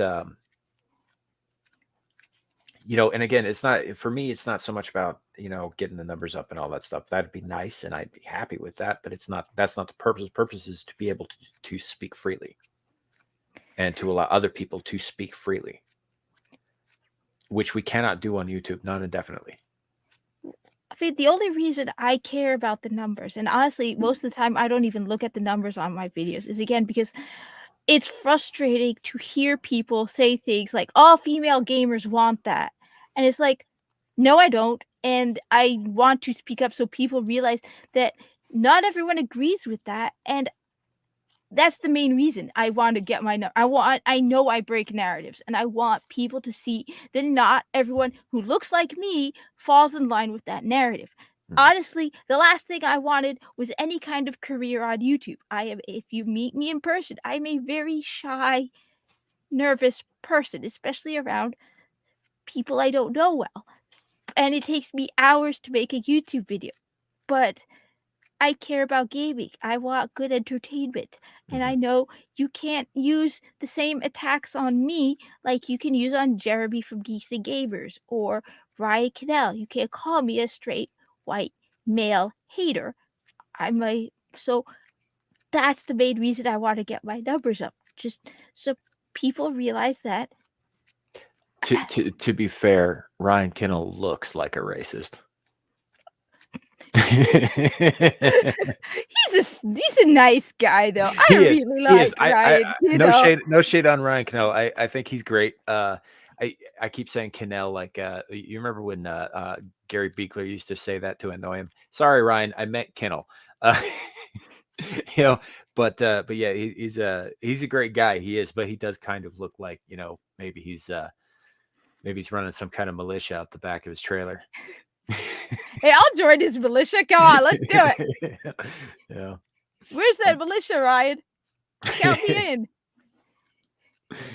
So, and he is in Florida, so that's not helping. I will come down to Florida to join your militia. Just get me a place to stay. I will join your militia. Teach me how to shoot something. Ready to go. Hey, yeah. You don't know how to shoot? No, I'm in New Jersey. Huh. I figured your dad probably would have taught you at some point, you know, like maybe taking you over to one of the states that does allow it. I'm planning on signing up for some kind of gun class in New Jersey, but it's New Jersey. Yeah. Yeah, you're gonna wanna like do that somewhere where they actually let you fire the gun. I mean, we're the most what was it on YouTube? No, Twitter. Yeah, a little bit. I mean, he's a Navy man. What do you want? No. What was it? I just tweeted something. The least popular states to move to in 2022. And you want to know what number one is? New Jersey. Yeah, we are worse than California. I saw that tweet and I looked at that list, man, and the 6 of those places that were the least popular are all original 13 colonies. New York, Connecticut, Massachusetts, Island, Rhode Virginia. Island, New Jersey, Virginia, I think. Yeah, Virginia's on it. Virginia, Rhode Island, Maryland. Yeah. New York and Connecticut. And then one of the other most unpopular places to move to is almost the entire West Coast, California. Yeah, but how are we beating California? I mean, come on. You go to New Jersey, you don't have homeless tent cities everywhere. And there's no app to mark where the poop is on the streets in New Jersey. I mean, it's true. It's because the New Jersey people, Jerseyans, I don't know what the hell do you call yourselves? Jerseyites. Crazy. I got For living here. People who live in New Jersey, right? They're dicks and they want it to be a surprise. Hey, you all right? Fine. So one time, before I worked in my present retail job, I worked in a public library. And one day I was up we had like this 3rd floor kind of mezzanine. We called it the mezzanine. And I'm working there, and all of a sudden I see the director walk really fast by and very concerned, and they shut down the elevator. And I'm like, what the hell's going on? Turns out somebody pooped in the elevator, and it was not dog poop. It was human poop. But it only happened once. It's always human poop. I mean, it wasn't like California where you find it randomly in the street. No. Yeah.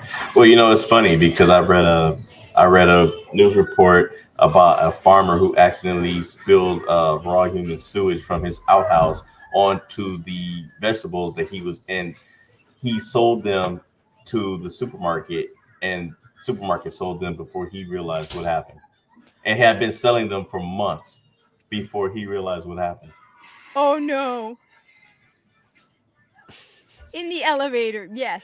You know what? I have an elevator story that involves poop.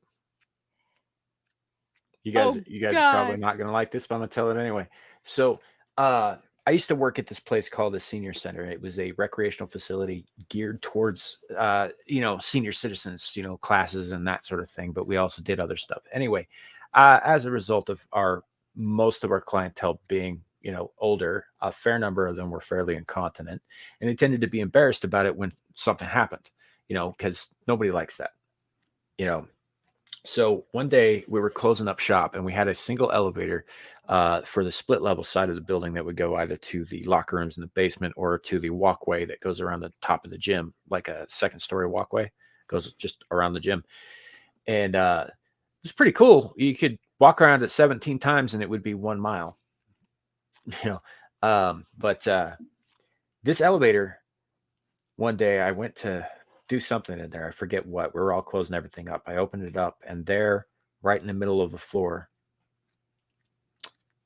was a bunch of shit. Literal feces, human feces. And I know it was human feces because there's usually not corn in it when a dog, does his business. Hey, to interrupt. I have to. Sorry, guys. I have to interrupt. I have to go. Everybody's back. It's about to get very noisy. No worries. Thanks for coming, man. Yeah. Anytime. Yep. Check out Lawrence Knight's channel. He doesn't have shit on it, but he is working on it. Hey, that's the other thing that Nick said. Lady Rackets created a channel, and she had like 600 followers. And as soon as Nick said it, it instantly went up to almost 2,000. Yeah. Well, cool. I gotta see this too. All right. I'll see you guys later. All right. Have a good night, man. Wait. Let me up your shit story. So. No. It gets worse. It gets worse. Okay. The elevator was carpeted.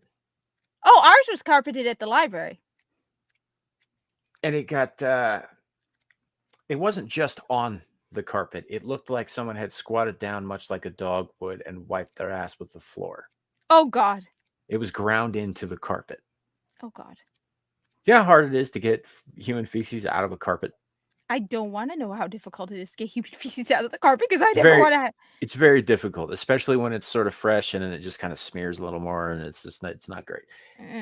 So I did the best I could with it. I tried to clean it, but I only got as much as I possibly could out of it. I wasn't on a janitorial staff. I was just facilities crew. So we had outside contractors who were our janitorial staff. So I did what I could, and I laid some newspaper over it, and I left it. Oh God! No! I can up it. So during the panic-demic, because I refused to say anything other than panic-demic, when I got furloughed from my present job, I got an essential job. I worked nights stocking shelves at a store. Anyway, the bathrooms were disgusting. To the point where, first off, their policy for if the toilet was clogged with shit was to just lock the door. There were times where I was working all night, 8 to 10 hours, stocking shelves. There was not a clean stall for me to use. There was shit on the floors. Like everyone else was worried about the coof, I was worried about cholera. Yeah, that's a fair concern. I mean, when you need to use the bathroom and every one of them is dirty and the last one is locked and you look in and you see it is overflowing with human shit and there is shit on the floor. Yeah. Never working there again. Yeah. I don't blame you. That's just, yeah. Not good. I don't know. I've got shit on the brain. Which reminds me. That's not good. That reminds me, I need to scoop someone's box. It's not that bad, actually, though. Because it's all in the sand, and she's very clean about it. But then, I mean, you did just see her butt right in front of the camera, showing everyone how clean her butt is. So. Yeah, it's a little much. Here we go. This is oh, maybe not. There we go. Yeah, that'll do. This is what I've had in mind since we've started talking about this.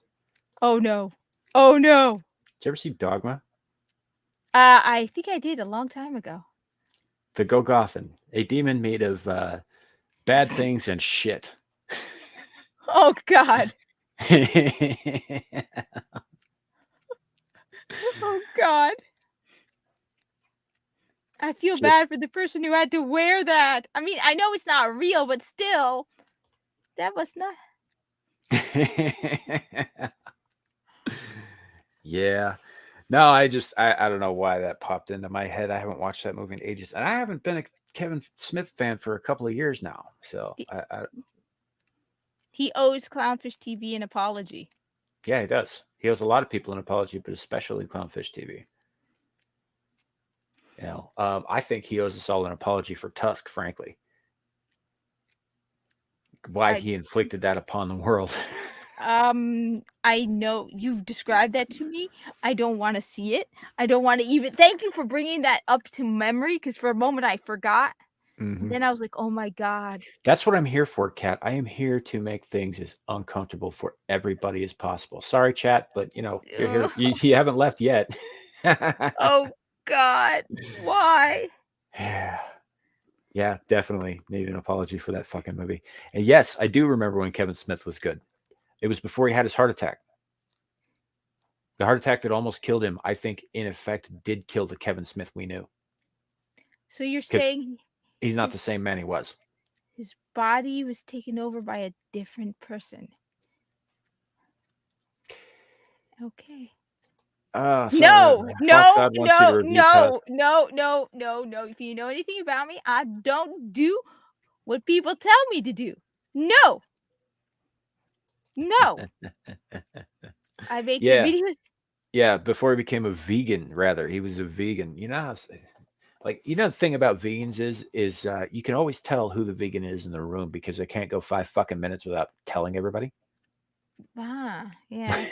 You know? That makes sense. It's like I don't go into a room and be like, yo, guess what?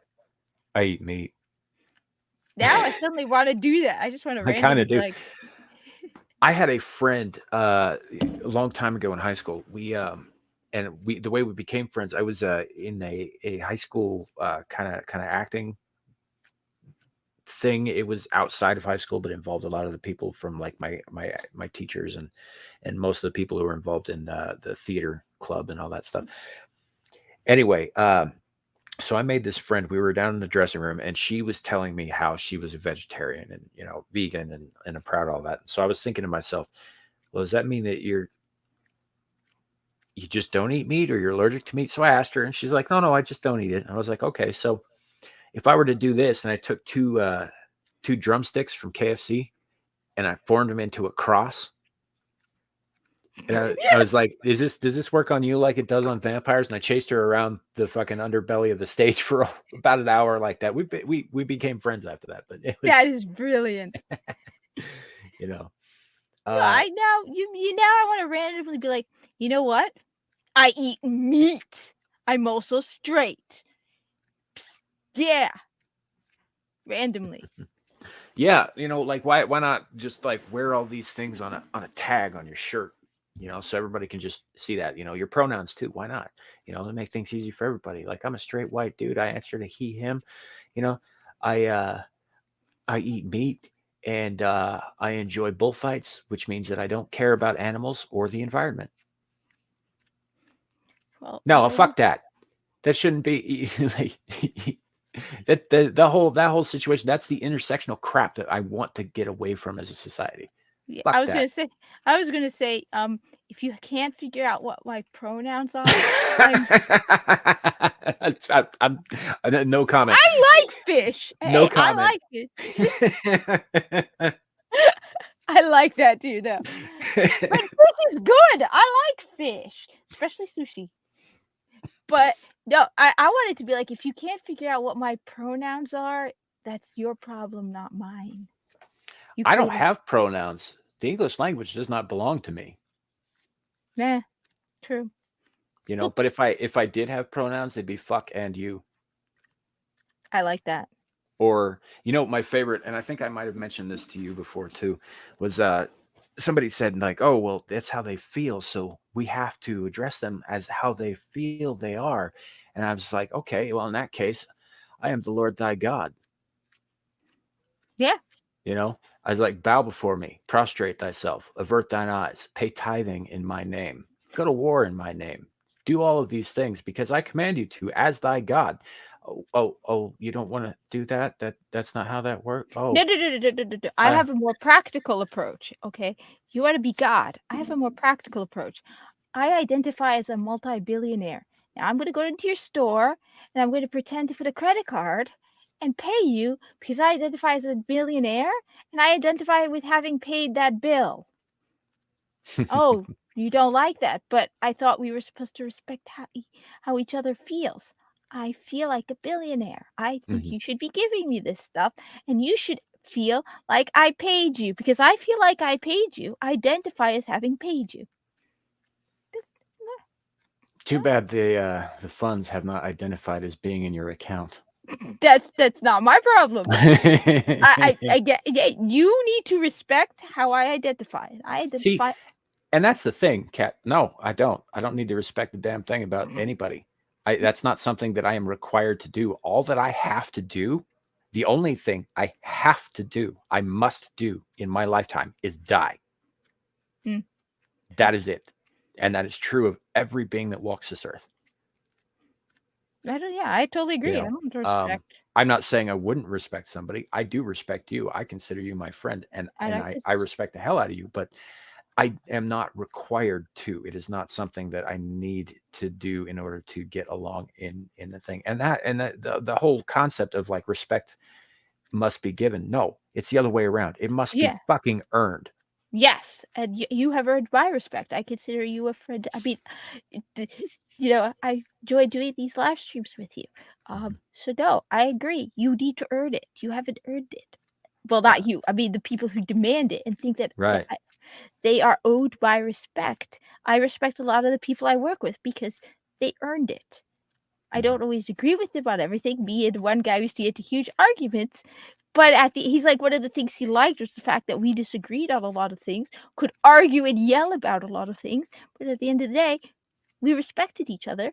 And he was like, it's one of the few times where he could talk to someone and not have to worry about them getting angry because they disagree with them. Sure.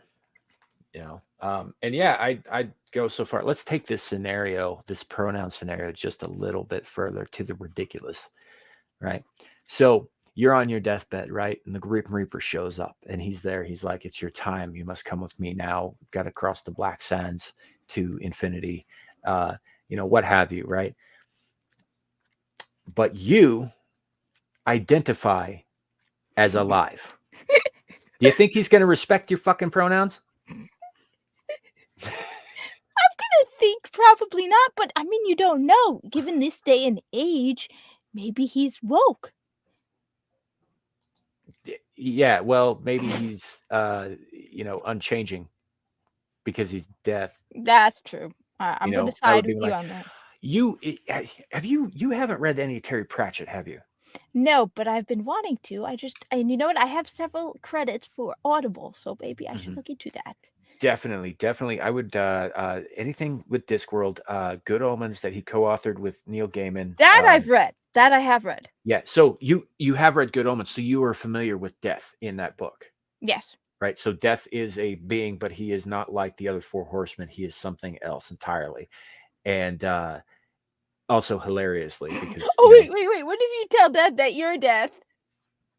Yeah, actually, there's a book that we brought up very early on in this series of podcasts where called On a Pale Horse by Piers Anthony. It's the first book of the Incarnations of Immortality series, and how the protagonist, I believe his name is Zane, goes on his journey becoming death, because death is an office. It's not a person. So, a mortal holds an immortal office. He kills death, and because he killed death, he is obligated to take his place. Because death was a mortal man like him, wearing an office that never dies. The office itself is forever, but the bearer of that office, the occupier of that office, changes. And that's how the office is transferred, is that the new death has to kill the old death, kind of thing, because it's thematic with the death. But yeah, no, so you read that too. But in Good Omens, so death is, he speaks in all capital letters. He has a limited understanding of human dynamics. And that character, the way he's written there, is kind of, it's very much like the way death occurs in Discworld, which is a series of like 40 some odd fantasy novels that are comedic. Are very, very funny, but they're very, like, they'll go from funny to breaking your damn heart in the same paragraph. They're great, very well written. Death is a character that he's the only character, in fact, that appears in every single one of those books. So which one would you recommend if I were to go with the first one? Which one? I would recommend, that depends. Do you want to read them chronologically, or would you rather be a little more haphazard about it? I don't know. Because you can with this series. Okay, so just pick one. Okay. I would say I'd go with the first one I ever read, which I fell in love with, and then I proceeded to read all of the others, which was Reaper Man, which is actually about death. Okay. There are 4 or 5 main sections in that series. You got the ones about the Ankh-Morpork City Watch, who are like the police. One's about the witches, one's about the wizard university, one's about death, and one's about a guy named Boyce von Litvig, who is a civil servant against his will. And then you've got all these other books that connect because they take place in the timeline and in the same world, but they're about other things. So you can read them in any order and still get just as much out of them, or you can read them chronologically and see the progression of time as it occurs through the Discworld. I would not recommend starting your first time chronologically, though, because the first couple of books are not as good as the later books. Okay. He gets better as it goes on. But the first one I read was Reaper Man. It's very, very good. I'd highly recommend that. Okay. And I think you'd get a big kick out of the way Death is, because he's a very literal person. Okay, interesting. He's a literal person, and he doesn't quite understand human minds, but he wants to. Okay. Like his whole shtick is just like he's like, I meet lots of interesting people in my job. I just, not for very long. I can. Highly recommend that series and that author. He passed away a few years ago, which is a massive loss to us all. Yeah, I remember hearing about that. Yeah. Probably one of the greatest satirists of the 20th century. And it's good stuff. I definitely would recommend that. I think you're going to get a big kick out of it. Anybody in the chat wants to check him out, do so, please. More people read him. I think he had a way of looking at the world that we live in. You know how we're always talking about the message and like modern day society and politics being injected into everything and all that. Yeah. He had a way of doing that in a manner that actually made sense. Because the stories are not about our world, but the lessons in it could easily be applied to our world, but they are, it wasn't the be all and end all of the thing. The characters came first in all of his stories, Mm-hmm. And the world and the message fifth or sixth. Yeah. Yeah. No, well, I mean, I write and create my own characters, and the characters first come first, and then sometimes I will, like, I was during my live stream, someone mentioned that they had gotten stabbed in the butt, and it's like, you know what? I was like, you know what? Now I want to know that. I wonder how I could end up with one of my characters getting stabbed in the behind. And it's like, I'll just come up with this random idea of something odd or unusual, and be like, how can I do that? I mean, just having fun. I think that's one of the biggest problems we have, is that people no longer have fun in their storytelling. I think that's one of the big things as well. Just having fun doing it and being creative. And then, yeah, if it has a message, way down at the bottom, it's not my priority. Yeah. And that's the thing. I'm not against messages. I mean, I like fairy tales, and those are all basically, like, don't do this or this bad thing will happen to you. Yeah. But I don't have a problem with that. I just have a problem with it when it takes the stage and excludes everything else. Well, I'll also admit, I recently, after all the insanity going on, I have been working slowly on. I have a character who's a child prodigy who I'm writing his backstory, and one of the reasons I wanted to do that is because I wanted to show adults how adults are supposed to treat children. Because we clearly don't know how to do that anymore. So I was like, okay, a part of it on the side is adults treating kids how they should be treated. Mm-hmm. Well, children are people, but they are not adults. Yes. And that I don't know. I don't know. I am. Yeah. Yeah. I think we'll probably call it here, folks. I think I feel like I'm running out of steam. It's been a weird week. Yeah. And I apparently have to go learn how to do a bunch of tech stuff that I never learned how to do because I'm old. Yeah, I know what that's like. So, but I appreciate everybody here, everybody for coming. Thank you so much. Thanks again to Lawrence Knight for being on the panel today. Sorry that we missed Mr. Chow, but he had some other things he had to take care of today. We're hoping he would come in. And hell yeah, Nick Rekieta is back on fucking YouTube. That is amazing. Glad to be a part of that. I'm not taking credit for it. I tweeted a couple things. That's all I did. But made a short stream about it. But yeah. Thanks especially to my co-host here. Kat despises Amazon Prime with a passion. Yes. Not just despises. I don't know why I missed when that changed, but it did to sometime during the stream. Actually, it was very, very early on when you first said that you liked so I was like, okay, I gotta change it. So I changed very early on, actually. Fair enough. So, do you have anything upcoming that you want to plug? I will probably be live streaming tomorrow. I have to make videos. I don't know, but I will be live streaming, and I have a cat. I am going to get some tomorrow. Tomorrow, I am really tired. I have been live streaming and playing all day. And I need to collapse and try and figure out some. I don't know. Yeah. And appreciate the fact that we are still alive and there has been no Fallout. Yes. Yeah. That's for me. This is my channel, so y'all obviously know where to find me at. Do the occasional solo stream, Whispering in the Dark. Now we're doing kind of a regular thing. Lawrence Knight and I on Thursdays. We call Abyssal Musings because I love a theme. You know. And eventually I'm gonna make this. I'll probably do this the way that Gary Beekler does. Eventually, I will have a review of Hellraiser out, the new one, the one that just dropped.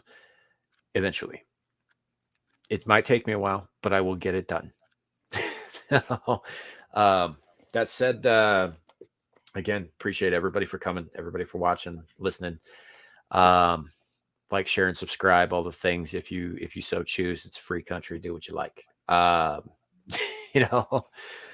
At least it's free for now. That said, thank you very much for joining us all, and we will see you next week. Same bat time, same bat channel. And remember, YouTube, it could always be worse. It could be raining flaming cobras. Good night, everybody. Good night.